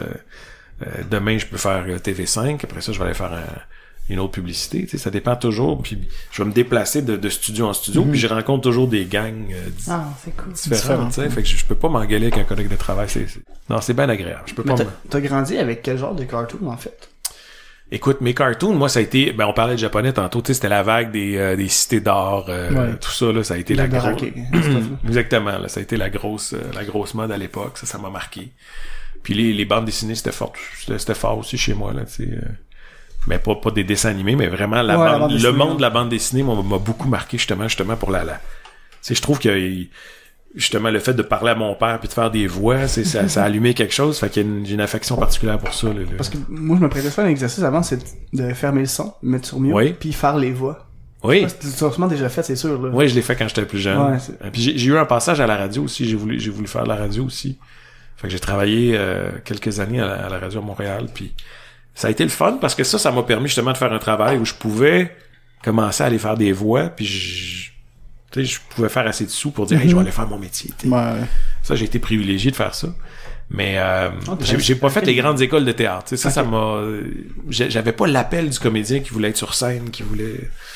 T'en as déjà fait de la scène ou de la télé? J'ai pas fait de la. Non, j'ai fait de la télé. Non, j'ai voulu, à un moment donné, je me suis lancé, puis là, j'ai fait hey, finalement là. J'aime l'anonymat. Puis je trouve que c'est les gens ils pensent pas, mais c'est de la job la télé. Ouais. Tu sais, puis moi je disais hey, le doublage c'est le fun, mais on est de plus en plus solitaire. Fait que j'aimerais ça aller reconnecter avec mes collègues puis aller jouer dans un téléroman, n'importe quoi. Mais tu te rends compte que finalement, quand tu comprends la technique de la télé, c'est pas mal chacun pour soi, tu sais. T'as ta caméra qui te regarde. Quand tu fais tes gros plans, la caméra te regarde juste toi. Fait qu'on fait ta scène. Après ça, on re-shoot la scène avec la fille. Puis on shoot la séquence plan large où on voit les deux. Mm-hmm. C'est hyper technique. Tu sais, mettons, je vais te faire une déclaration d'amour, mais le réalisateur, il veut pas que je te regarde dans les yeux. Faut que je regarde le pied de micro qui est là. Ouais. Puis il faut que je le vive. Ouais. Puis il faut que je pleure, puis il faut que je... Tu sais, c'est dur, là. L'aspect technique est extrêmement lourd en télévision. Puis il y a des acteurs qui capotent là-dessus, qui adorent ça, parce que ça devient une seconde nature, puis c'est un défi. Hey, là, je vais faire attention, le gros plan, là. Si je lève ma paupière, on le voit... Fois même. Tu sais, notre professeur Daniel Fichot, qui est formidable, elle nous disait, un sourcil qui lève sur un écran de cinéma, il lève en tabarouette. Mm-hmm. Fait qu'il faut que tu contrôles ta levée de sourcil. Contrôle tout ça, tu sais, c'est une autre technique, c'est une autre affaire. Tu séduis aussi, tu utilises ton physique, ton corps. Oui, parce que son corps devient vraiment un outil de travail qu'il faut que tu saches contrôler. Exactement. Pas mal plus que doser, puis les gens qui font du théâtre sont pas nécessairement bons à la télé, ou en tout cas, ils doivent changer leur technique de jeu. Absolument. Ben oui. Fait qu'il y a tout ça. Puis un comédien qui est très bon sur scène sera pas nécessairement bon doubleur non plus. Tu sais, c'est pas un ceux qui arrivent à tout faire, tu sais, je pense à Guy Nadon qui est formidable, mais Guy, il est bon dans tout, tu sais, ben tant mieux pour lui. Mais j'ai pas ce talent-là ou ce désir-là de faire de la télé ou d'aller ailleurs, tu sais. Je suis déjà comblé dans... J'aime bien Guy, moi. Ouais. J'adore Guy. Très gentil. Ouais. Non, mais il fait du théâtre, il fait de la télé, puis il double un peu. Ah oui, il fait des pubs, puis il fait des comics aussi, des bonhommes, des cartoons. Ouais, puis c'est un homme super intéressant, très cultivé, tu sais, puis on avait des discussions existentielles entre une pub où je faisais un lutin, tu sais, moi qui pèse 200 livres, puis Guy Nadon, tu sais, qui faisait le Père Noël, puis c'était déjà surréaliste. Puis on se parlait un peu du métier, puis j'ai dit tu sais, t'as-tu des défis, t'as-tu un plan B? Justement, c'est un peu lui qui me parlait de ça. Mais il dit non, j'ai pas de plan B. Moi, son gars est un sportif, là, il travaille dans, je pense, la NFL aux États-Unis. Puis je pense à son premier match, il avait appelé son gars, puis il avait dit hey, tu sais que t'es à une blessure de la fin de ta carrière, là, fais attention, là, tu sais. T'as-tu un plan B, toi? Puis il a dit, toi, Pat, t'as-tu un plan B? Puis Guy a fait, ben non. Effectivement, j'ai pas de plan B. Je vais en avoir un seulement quand, comme je l'ai dit tantôt, je vais être dans la merde. Mais c'est ça, les sportifs en tant que tel, leur plan B, c'est à la fin de leur carrière, ils vont regarder où ils veulent s'orienter. Ou, si c'est une blessure grave, là, c'est... Exact. Ça doit être long, là, ça remet. Toi, mettons, demain matin, là, moi, je perds ma voix, ouais, c'est ça, tu fais quoi? C'est terrible. Ça t'est déjà arrivé de perdre la voix? Ben, perdre la voix, oui. Avoir un mal de gorge, là, c'est comme alarme, tu sais. Ma semaine est dans mal. Ouais, là, j'ai développé toutes sortes de trucs. On va avoir des ORL qui nous donnent des trucs, puis l'eau saline, puis ça, puis le Nasonex, puis couche-toi tôt, puis bois beaucoup d'eau. Question de sonner le plus naturel possible. Parce que tu perds des sous si tu perds ta voix. Puis, imaginez-vous, on travaille sur une production, puis il faut livrer, mettons, le vendredi à Los Angeles, puis mercredi, tu perds la voix. Fait que ça m'est arrivé une fois, justement, je faisais un Seth Rogen, puis j'ai perdu la voix à mi-chemin. On avait fait la moitié du projet. Et j'étais à fond. C'est rare que ça arrive, là, mais j'avais plus rien. Et les studios ont été super gentils.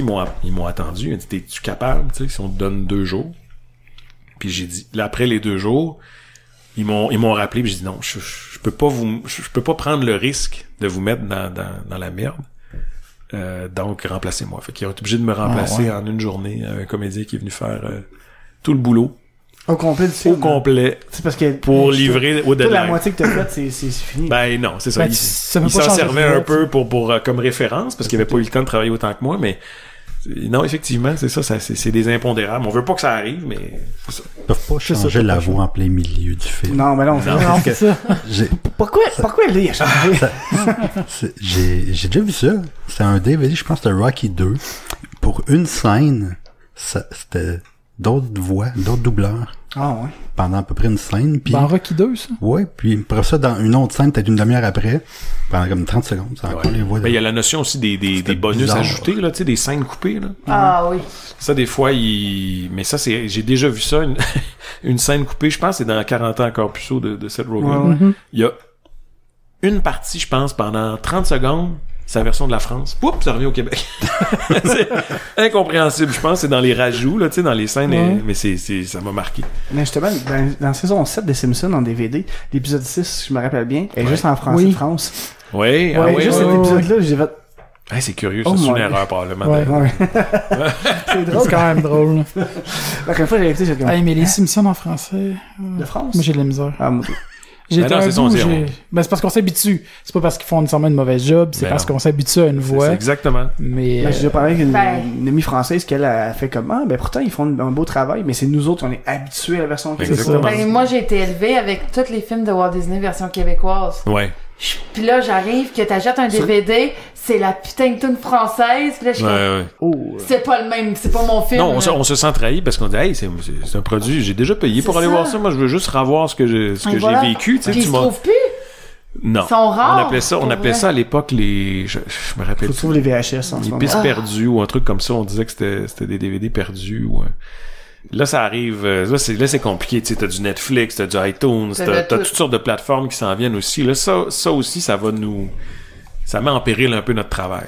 Mais les plusieurs plateformes, parce que quasiment toutes les compagnies veulent avoir leur propre plateforme au lieu d'une chaîne ou d'avoir une émission sur une chaîne spécialisée.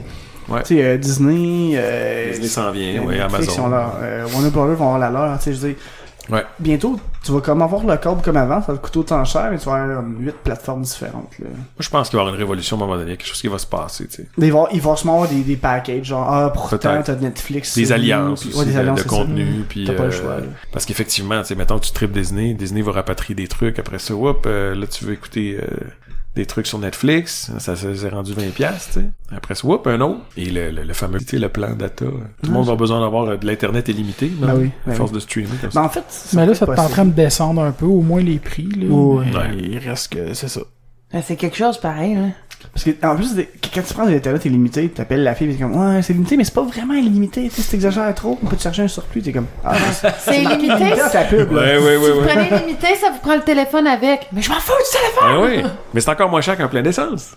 Oh my god! 1,50 sur l'île de Montréal. 1,50. Eh oui. À Valleyfield, il est combien? Il est moi, il était 1,30 hier quand j'étais inquiet. Je pense qu'il était 1,46 ce matin. Il était inquiet à Valleyfield, n'est-ce pas? Moi, je conduis électrique. Oh! Je convertis. Cool. Je convertis. Alors, j'écarte tout le monde avec ça aussi dans mes collègues. Mais c'est sont plus capables. Complet électrique? Ah ouais, là, je suis... En fait, je triche parce que moi, c'est un rive sud-ouest. Moi, je dis tous les gens qui vivent sur la rive nord, la rive sud, qui ont 2 chars, il n'y a aucune raison que votre deuxième voiture soit pas électrique.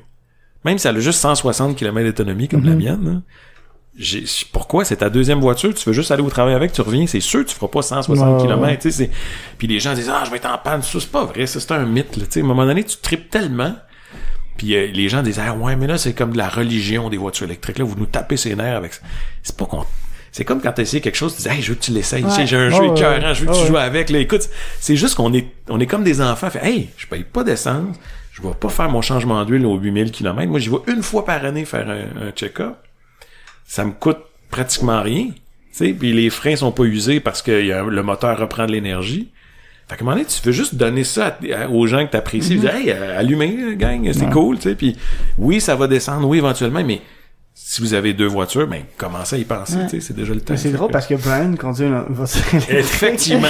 Mais Brian, il conduit une Prius. C'est comme, lui, il veut juste montrer qu'il est écologique, qu'il est écolo, cool. Mais il est pas pente. C'est ça que j'adore. C'est juste pour être... Il est hypocrite.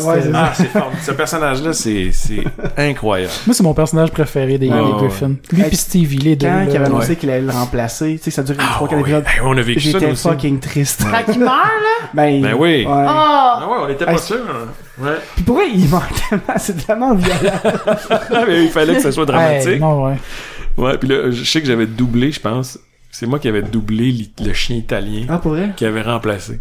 Il dure comme 3 épisodes. Là, ouais. Fait que voilà, je parle d'une voix un peu italienne comme ça, puis que je change complètement, pas que les gens pensent que, tu sais. Ouais. Mais d'ailleurs, c'était Seth MacFarlane. C'était pas Seth MacFarlane qui l'avait fait en anglais, c'était un comédien célèbre italien, justement, qui était connu dans les films de mafia. Ouais, c'est ça. En tout cas. C'est quand même drôle, pour vrai. Ce bout-là, je l'ai vécu le fait que non, ils ont enlevé Brian. Puis je pensais que c'était permanent, tu sais. Ouais. Ben, c'était pour créer un effet, un buzz, puis ça a marché. Là. Ça a marché vraiment intense. Ça a passé partout dans les réseaux sociaux, là. Oui, c'était beaucoup de remous. Mais toi, mettons, là, vu que tu écoutais pas les shows d'avance, est-ce que tu pensais vraiment qu'elle allait mourir? Non. OK. Ben non, on veut pas ça, nous autres. Non, mais est-ce que tu pensais que c'était possible? Ah non, on était persuadés qu'il allait revenir, puis j'avais pas de scoop, là, je savais rien, mais c'était sûr que non. Il me semble qu'il aurait pu vous avertir. Il vous avertit pas dans ce temps-là quand il arrive il part une fuite, sinon. Non, oubliez pas qu'il y a Family Guy, je sais pas moi, Kazakhstan, Russe, Japonais, Vietnamien. Ils ont pas le temps de nous avertir. On est comme... Non, mais j'aurais pensé qu'il aurait pu avoir une espèce de réseau de chaînes de... Non, puis je pense que même les créateurs jouaient avec ça aussi. Leurs proches collaborateurs savaient pas trop où ça allait s'en aller. Puis c'était comme un buzz. C'était un stunt aussi pour redonner... Je pense que c'était juste pour donner un électrochoc au code d'écoute aux États-Unis. Juste redonner ça a marché. Ça a marché. Effectivement. Beaucoup de marketing. Je me rappelais même pas de ça avant. On dirait qu'en parlant de... C'est revenu. Le traumatisme est revenu. Ouais, c'est ma faute, ça. J'ai réussi à plugger l'auto électrique. Ça a donné un choc électrique. Okay. Ouais, fait que, non, c'est ça. Mais sinon, pour faire une parenthèse sur un tout autre sujet, juste avant d'enregistrer, on avait commencé à parler de board game. Oui! On a découvert que tu étais un fan de board game. Ben oui, j'ai commencé. Écoute, c'est drôle, là, ça fait peut-être 1 an. Le cousin de ma conjointe, ça fait, on dirait que j'ai 60 ans, ma blonde, il m'a fait découvrir Catan. Tu sais, tout le monde, on dirait que Catan, c'est le jeu qui te permet de passer à un autre univers, comme la dimension. Mais pas Monopoly puis Catan. Ouais, mais Monopoly, tu sais, t'es pogné avec Monopoly Destin, puis tu penses que les jeux de société, c'est ça, David. Ben, c'est ça, ou jour de paye ou risque, tu sais, là, wow, tu sais, c'est cool. Mais quand tu joues à Catan, puis là, tu fais, attends une minute, il y a d'autres choses. Ah, les ressources, c'est cool, puis là, ça a comme ouvert tout mon intérêt, comme...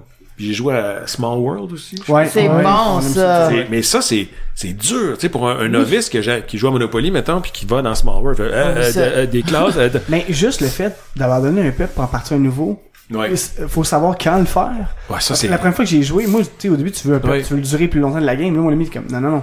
Faut que tu saches quand l'abandonner. C'est comme, ok. Non, c'est ça. Puis ça me hante encore quand je joue. Je fais comme, hey, ils sont allés loin parce que c'est pas une notion de facile, tu sais. Non. Mais, puis je me suis rendu compte que plus tu joues à des jeux comme des jeux coopératifs, là, j'ai capoté. C'est le fun à mort. J'ai capoté, là. On parlait de Dead of Winter. J'ai joué au Chevalier de la Table Ronde, qui était un peu comme l'ancêtre de tout ça. On l'a, ça aussi. Oui, on l'a, mais ça a mal vieilli. Après avoir, au début, j'ai trippé ce jeu, mais après avoir fait des jeux meilleurs que ça, c'est sûr. Je joue moins souvent. Mais moi, je te dirais que les Chevaliers de la Table Ronde, pour moi, c'est un peu le Catan avant Dead of Winter. Ok. C'est comme l'introduction, là. Non, c'était bon. Puis j'ai fait jouer un ami de mon garçon qui a 12 ans, puis tu sais, les yeux, il capotait, comme il y avait exactement la même réaction que moi avec Catan à l'époque. J'ai fait, OK, il y a un autre univers derrière, puis là, les gamers commencent à sais, ça commence à... Le mot se passe, puis je pense que l'industrie est en pleine... Oui. Mais il y a à peu près 1000 jours par année minimum qui se font, là, tu sais, je veux dire... Ah, c'est assez fou, là, comment est-ce que ça a regagné en popularité, là. Aussi, là. Ouais. Mais je sais pas si vous êtes comme moi, mais c'est comme un peu une drogue, tu sais, tu fais comme, la boîte est belle, tu sais. Oh, gars. C'est parce que la boîte est cool, mais là, tu vois ça, j'écoute des reviews, Dice Tower qui, c'est ça, j'ai commencé à écouter, je les trouve très bons, tu sais. Tabletop avec Will Wheaton aussi. Oui, Tabletop, j'avoue que c'est là où j'ai découvert plusieurs jeux, tu sais. Puis je lis plus vraiment les manuels, tu sais, je vais voir des gars jouer. Je trouve ça plus concret, puis... Le manuel, c'est rendu une référence après pour des quick rules, exactement. Mais moi aussi, j'aurais les vidéos, en fait. Puis je me rappelle encore, si j'avais... Je pense que c'est justement Dead of Winter, si je m'étais fié au manuel, je pense que j'aurais jamais joué. OK. Tu sais, c'est tellement ardu pour quelqu'un qui... Tu sais, plus tu joues, plus ton cerveau fait comme OK, la mécanique du jeu est comme ça j'ai déjà vu ça ailleurs, c'est simple, tu sais. Mais quand t'es novice pis t'as jamais vu une mécanique comme ça, tu fais attends une minute, il y a 57 pièces, c'est quoi ça, de la bouffe, c'est pas un jeu facile de Winter. Mais c'est pas un jeu facile, mais on dirait que ton cerveau fait comme tu sais, j'ai joué à Pandémie. OK, là je sais que c'est quoi un jeu qui joue contre toi, tu sais, un mécanisme de jeu, fait que à un moment donné, c'est OK. Bring it on, tu sais. Ouais. Je suis pas prêt pour Twilight Imperium, là, je pense, personne. C'est très bon. Ben, c'est ça, mais je pense que là, c'est une étape... Mais c'est ça que je trouve difficile, c'est que, tu sais, quand t'es père de famille avec 2 enfants, tu trouves un compromis. Tu trouves, c'est ça. Puis après ça, tu trouves ma blonde a des jeux qu'elle aime, tu sais. Shérif, non? Shérif Nottingham? C'est juste bluff. C'est quand même le fun. Ça pourrait être cool. Moi, mais les gens qui aiment pas jouer, tu sais... qui aiment pas acter c'est juste de mentir un petit peu puis de bluffer, je pense. Moi personnellement, c'est un jeu que quand je vais initier des amis qui sont pas trop board game, c'est le premier que je commence parce que tout le monde peut à peu près jouer à ça. C'est vrai, ça ou le jeu de cartes que j'ai acheté que je me souviens jamais du nom. Dominion. Oui, mais ça j'ai toujours voulu y aller, puis là les gens mais il y a d'autres building game en fait là. Tu sais j'avais joué à la version Harry Potter avec mon gars, là, c'est cool, hein? C'était bien fait, Hogwarts Battle. Puis, mais tu vois, ma conjointe est zéro intéressée par ce genre de jeu-là. Ouais. Elle, c'est plus des jeux on appelle ça les worker placement games. Je sais pas s'il y a pas de terme français. C'est européen, en fait. C'est très français, belge, là. C'est eux qui font ça. Il y en a un sur le vin que Jean-François Viticulture, là, je me suis promis de l'acheter. C'est quoi? Viticulture. Tu gères tes vignes de vin, là, puis c'est super. OK.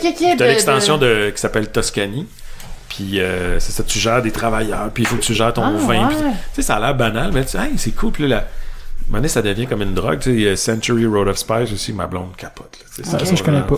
Azul, là, qui est un gros vendeur en ce moment, ça aussi, ça marche au bout, là, puis c'est des jeux abstraits, tu sais. OK, ouais. Mais il y a quelque chose qui marche...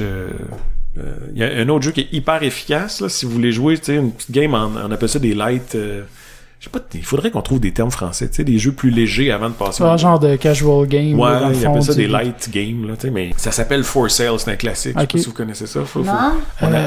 On mise sur des propriétés, il y a 3 cartes avec des chiffres, tu sais, 28, mettons 24 puis 18. Là, moi, il faut toujours miser sur la plus grosse carte. Juste attends que quelqu'un abandonne puis se ramasse avec la plus petite carte. Mais ça, dans le fond, tu te rends compte que c'est ta monnaie pour acheter ensuite des chèques. OK. Puis là, tu fais une espèce d'encan à la... Tu sais, tu déposes ta carte. OK, moi, je mets celle-là. Toi, tu mets celle-là, tu la dévoiles pas. Puis, hop! J'ai mis un 5, fait que je gagne tel chèque. Okay. En tout cas, mais c'est tellement le fun dans un podcast expliquer un jeu. Là. Ouais, on l'a essayé bien. Quand on n'a pas le référent visuel. Mais c'est juste... c'est des mécanismes simples. Les gens font « Ah, c'est cool! » Là, ça devient un peu addictif. Puis là, c'est là que après ça, t'introduis un autre jeu. Mais il y a tellement de facteurs, tu sais, j'ai-tu le temps? Les gens sont-tu comme ouverts? Puis il faut pas que tu manques ta shot. Je sais pas si vous avez déjà ouvert un jeu puis fait comme ah non, avec lui ça marche pas. T'as eu une mauvaise expérience des gens. Ou ce que tu veux toujours reproduire la session de magique que t'as vécue, mais tu peux pas reproduire ça avec l'autre personne, tu sais. Puis tu sais, nous autres, on en achète tellement. C'est ça, j'ai dit à Adam. Là, on n'achète plus tant qu'on n'a pas une deuxième bibliothèque. Ouais. On a 65 jeux de société à la maison. Vous m'avez battu. Puis je ne suis plus capable. J'en ai partout. J'en ai à terre dans mon garde-robe. J'en ai d'en haut dans mon garde-robe. Avant l'enregistrement, on parlait de board game. Puis j'ai retrouvé le nom à l'entoilette. Ah ouais? Talisman.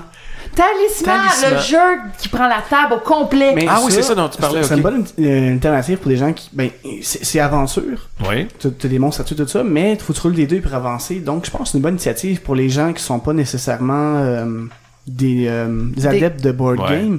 Parce que rouler un dé, avancer de 3 cases, tout le monde peut le faire. Ouais. Puis mais ensuite, c'est juste long. Ouais, c'est très long. Ouais, c'est ça. Ça peut durer 3-4 heures. Les gens, est-ce qu'ils ont le temps de consacrer plus qu'une heure à un jeu, tu sais, puis...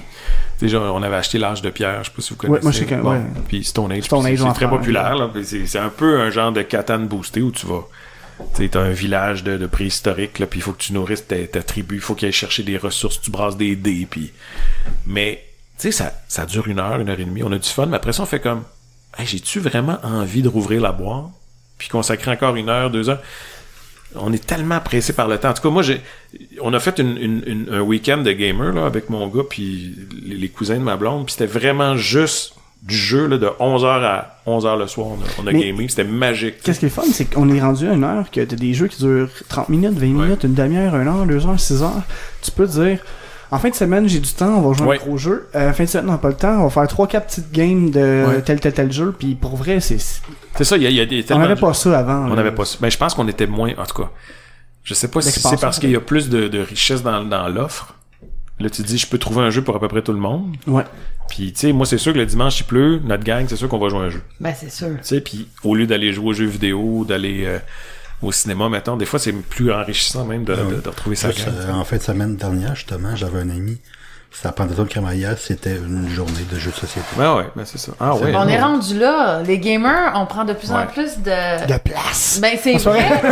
Non, mais c'est vrai, tu sais, tu prends l'exemple juste des conventions. Ouais. Avant, tu parlais des conventions, puis tout le monde te regardait croche, puis t'es quoi ça? Aujourd'hui, tu parles du Comic-Con, puis tout le monde, il connaît le Comic-Con, puis il va, là. Mais t'en as déjà fait, toi, les conventions? Non, j'ai failli participer à un moment donné, puis ça n'a pas donné, une question de disponibilité, mais moi, ça me fascine tout ça. Tu sais, je pense que le côté hey, c'est juste pour les geeks, puis non, c'est démocratisé. Choses, c'est mais en même temps, t'as une résidence des, tu sais, une espèce de résidence des geeks qui font hey, c'est un peu ma zone, là. Je veux pas que ça devienne une garderie, puis mais non, je trouve qu'il y a de la place pour tout le monde justement, puis moi, j'ai toujours un petit côté geek en moi que j'assume. J'aimerais qu'il y ait plus une façon, tu sais, québécoise, télévision québécoise, cinéma québécois, du voice acting, parce que je pense que la place est rendue là. Je pense que ça pourrait se faire.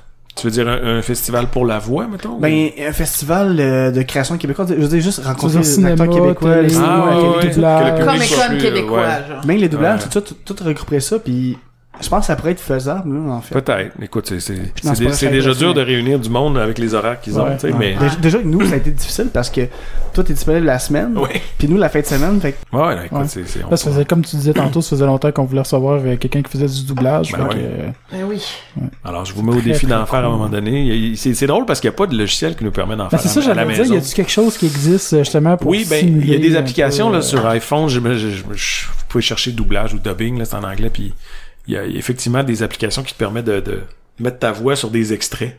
Oh! Puis tu peux diffuser ça sur Facebook. Oui, c'est assez drôle. Il y a eu comme une mode. Ouais, j'avais vu, moi. Cherche ça. Mais c'est pas... Ça avait commencé avec les sous-titres, en fait. Tu peux faire des sous-titres de films foreign. J'avais fait ça en informatique. Puis après ça, c'est devenu de la voix. Moi, j'ai vu l'évolution. Mais ça serait genre intéressant de faire une journée porte ouverte. Je pense d'un studio, peut-être éventuellement, de faire ça. Oui. Bon, on avait déjà fait ça à l'époque, des journées portes ouvertes, puis on voulait leur faire. Mais encore là, c'est beaucoup de travail, mais une question de droit d'auteur aussi. C'est pas tous les studios. Parce que tu peux pas tout montrer sur quoi le monde travaille. Il faut demander des autorisations dès qu'on sort des trucs. Donc, il y a tout cet aspect-là, malheureusement. Mais d'après moi, au Comic-Con, quand on fait les Simpsons, ils ont dû avoir absolument. Mais il faut sortir les machines, c'est quand même... C'est les ordinateurs, les micros, un peu comme votre kit ici, mais un peu pimpé, mettons. Ouais, non, c'est clair. Le logiciel, je pense qu'on travaille avec Dub Studio. Il y a d'autres mais c'est de plus en plus léger le matériel pour doubler, mais ça prend un bon studio insonorisé, ça prend plein de détails techniques là, tu sais. Mais j'avoue que j'étais un peu surpris de savoir que c'est rendu vraiment un métier solitaire. Moi, j'imaginais encore quand même que vous étiez des fois 2 acteurs en même temps. Ça arrive, mais c'est un événement maintenant. Je fais comme, hey, c'est cool, ça fait on fait ça, 3 ans que j'ai pas travaillé avec toi, tu sais, je te croise en studio à toutes les semaines, mais qu'on partage le micro ensemble. Mais c'est le gars, j'oublie son nom malheureusement, qui faisait Nelson dans Simpson, qui m'avait dit, moi, des fois, mon travail, c'est juste d'arriver au studio et faire il s'en allait. Il y avait une ligne, c'était ça, il s'en allait après. Oui. J'étais comme, c'est cool.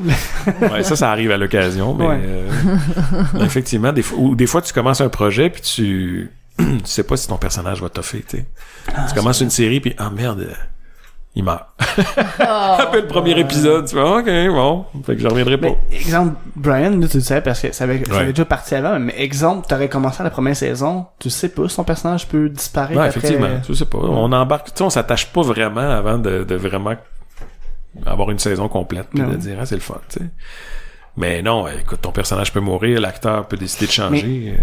Mais, quand t'as fait justement Infinity War, Benedict Cumberbatch disparaît éventuellement. Je sais pas, je l'ai pas vu encore.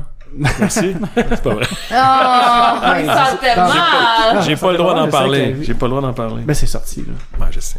Mais toi tu le savais donc tu peux pas en parler. Non, parce que c'est drôle que tu dises ça parce que c'est pas une scène où j'avais faire quelque chose. Je pense que le personnage disparaît puis en poussière. Il parle pas. Il parle pas.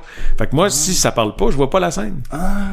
Fait que ça se peut que je l'ai su par évidemment des fans qui m'en ont parlé, mais sinon c'est fou pareil, hein. Mettons, toi, tu vas pas voir le film, t'as doublé le personnage, pis y a des gens qui t'annoncent, ils spoilent, tu t'as travaillé sur le projet. Oui, c'est ça. Ouais, exactement. Dans leur tête, ils pensent que tu le sais, parce que... Ben oui, c'est des détails. Puis des fois, c'est ça, comme je te dis, on n'a pas toujours accès au film avant, fait que quand on va le voir au cinéma, ben c'est comme... C'est une nouvelle expérience, c'est ça, exactement. Ah, c'est fou. Mais tes enfants, ils vivent ça quand même, parce que tu fais du Marvel, donc... Je veux pas, ils doivent être un peu attirés vers ce genre de produit-là. Ben, je pense que la machine derrière est très très forte. Là, le marketing peu importe que ce soit papa qui fasse des voix, mais c'est drôle. Non, mais c'est ça. Je veux dire, déjà là, ils doivent déjà être attirés vers du Marvel, I guess. Ouais. Puis là, ils savent que toi, tu fais la vente de... C'est sûr que c'est drôle, parce ils vont voir le film, mon plus jeune, il veut toujours voir les films dans lequel j'ai doublé, tu sais. Il veut pas voir la version anglaise, même s'il comprend l'anglais. Mais je me rappelle encore d'une fois, on parlait de Ted tantôt, tu sais. Puis le film, Ted 1, c'était bon. Le deuxième était correct. Moi, j'aimais le premier, Le premier était vraiment bon. Puis il y avait l'effet de surprise aussi. Puis je me rappelle encore d'une critique à Salut Bonjour où la fille disait que le film était vraiment pas bon. Tu sais, le deuxième. Ah ouais. Puis elle varlopait le film puis tout. Puis mon gars, il disait à la télé, c'est pas vrai, mon père, il est très bon dans le film. Je trouvais ça cute. Je pensais qu'on s'attaquait à son père. Je dis, mais non, c'est le contenu. Mais justement, j'étais content. Je me rappelle quand il avait annoncé que il prenait, parce qu'en anglais, c'est Brian, c'est une personne qui fait Ted. Oui. Qu'en français, il a pris la même décision aussi, c'est cool, parce qu'il aurait pu probablement faire affaire à quelqu'un d'autre. Oui, il y a eu une série d'auditions, puis tu sais, c'est drôle. La première fois que je dis ça. Je vais dévoiler ça, mais j'ai failli faire aussi ça va bien, je connais tellement bien la série.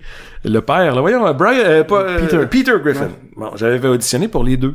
Puis le directeur de plateau à l'époque avait dit, ça serait, je pense que tu pourrais faire les deux. Mais finalement, non, c'est Daniel Picard qui l'a eu. Puis je suis content parce que Daniel amène tellement une couleur incroyable. Il est allé dans une direction assez audacieuse, puis ça marche, tout le monde m'en parle, tu sais. Avec une voix un petit peu comme ça, là, puis l'espèce de petit côté... Je le trouve très très drôle, puis je le vois travailler souvent. Tu sais, des fois on travaille dans Family Guy, on travaille ensemble, ça c'est le fun. Comme je te dis, c'est assez rare, mais puis quand je le vois travailler, Daniel, je suis toujours épaté, tu sais. Parce que moi, ce que j'ai marqué, c'est un moment donné, quand vous avez des clones dans Family Guy, t'avais Bitch Brian, mais quand Ted, il se fait recoudre. Oui. Mais c'est la même voix que le Bitch Brian, un peu stupide, là. Oui. Là, j'ai fait... Ça, on a ri, cet épisode-là, là. Oui. Parce que c'est cool. Je me rappelais, c'est genre Stevie qui invente une espèce d'affaire qui clone. Mais c'est toujours comme une version moins intelligente. Ouais. Ouais, je me rappelle. Il se rentre un crayon dans les fesses. Ouais, la mâchoire est tombe, je sais pas quoi, là. Mais la même, elle est toute bien comme ça! Ouais, c'était très très drôle. J'avoue que ça doit être. On a passé bon moment avec ce show-là. Ouais. Cool. C'est pas fini. Ben là-dessus, sur C'est pas fini, l'épisode, je pense qu'on va le finir là. C'est bien. Ouais. Toute bonne chose. Exactement. On a plus de bière, de toute façon. Ah non, ben c'est ça. Slack, petit gars, slack. Fait que, j'imagine, toi, tu dois pas être nécessairement, j'allais dire, on peut te suivre vous, mais on dit toujours, on peut te suivre vous. Ben, on peut me suivre vous, non, en fait, c'est ça, c'est ça, je me dis. Je fais pas beaucoup de publicité, vous allez m'entendre, mais vous saurez pas je suis où, je vais être dans votre salon, dans votre voiture, mais non, c'est ça, j'ai pas de fan club, j'ai pas de page Facebook, ma page Facebook est personnelle, puis vous m'avez contacté parce que j'étais intervenu sur pour vrai, si t'étais pas intervenu, je t'aurais jamais trouvé, on n'aurait pas encore de doubleur aujourd'hui. C'est ça, exactement. Merci, Danick. Alors voilà, non, mais c'est ça, les gens m'écrivent, malgré tout, sur Facebook, les gens sont quand même capables de te rejoindre, puis je trouve ça gentil, je reçois des messages d'encouragement. Mais c'est déjà, tu sais, il y a la notion du fan de la voix, ça c'est quelque chose, l'émission est finie, mais... Non, tu peux continuer, on peut tirer un peu. Mais je reçois beaucoup de messages de fans qui puis c'est le cas chez beaucoup d'amis doubleurs, même parisiens, où les gens transposent, voient une certaine accessibilité à quelque chose d'inaccessible. Parce que là, hey, c'est la voix québécoise, donc c'est comme tu te rapproches de quelque chose qui est inatteignable. Mais je suis juste l'acteur qui fait la voix, man. Tu sais, je suis pas... Fait que c'est toujours étrange d'avoir cette espèce de fascination du gars qui dit « Hey, tu sais, je veux vraiment te rencontrer parce que je trouve ça... » Pour vous autres, on comprend, dans le cadre d'une entrevue, ça va, mais c'est la même chose quand j'étais animateur radio, les gens qui t'appelaient puis qui te jasaient pendant 4-5 minutes de leur vie. Là. Ouais, mais tu te rends compte que t'es dans leur intimité puis que bon... Mais c'est toujours étrange d'avoir des gens qui t'écrivent des romans, là, tu sais, en parlant de ton travail, tout ça, puis tu dis OK, c'est correct, là, tu sais, mais en même temps, c'est particulier parce que je suis pas connu, puis je suis pas une figure, puis je tiens pas non plus à l'être, tu sais. Mais c'est une drôle de relation. Fait que j'ai toujours vu ça, la fascination de la voix, les gens font « Hey, lui, là, c'est Seth Rogen. » Non, je suis Tristan Harvey, je suis la voix, tu sais, je suis pas le vrai. Fait que non, c'est bien particulier. Mais vous pouvez m'écrire quand même. Je vous jugerai pas. Cool. Ben, pis sinon, nous autres, suivez-nous sur Facebook, YouTube, iTunes, Google Play. On est aussi sur Podbean, Patreon. On a notre PayPal aussi. C'est très apprécié, tous les petits dons, parce que faire le podcast, on se déplace. On se déplace. Mon cachet est extrêmement... Ouais, c'est ça, ça coûte cher. Je paye à la ligne, hein, je vous le dis. Fuck! Il a parlé plus que moi! On se pousse! Fait que, bye bye! Bye! Merci beaucoup!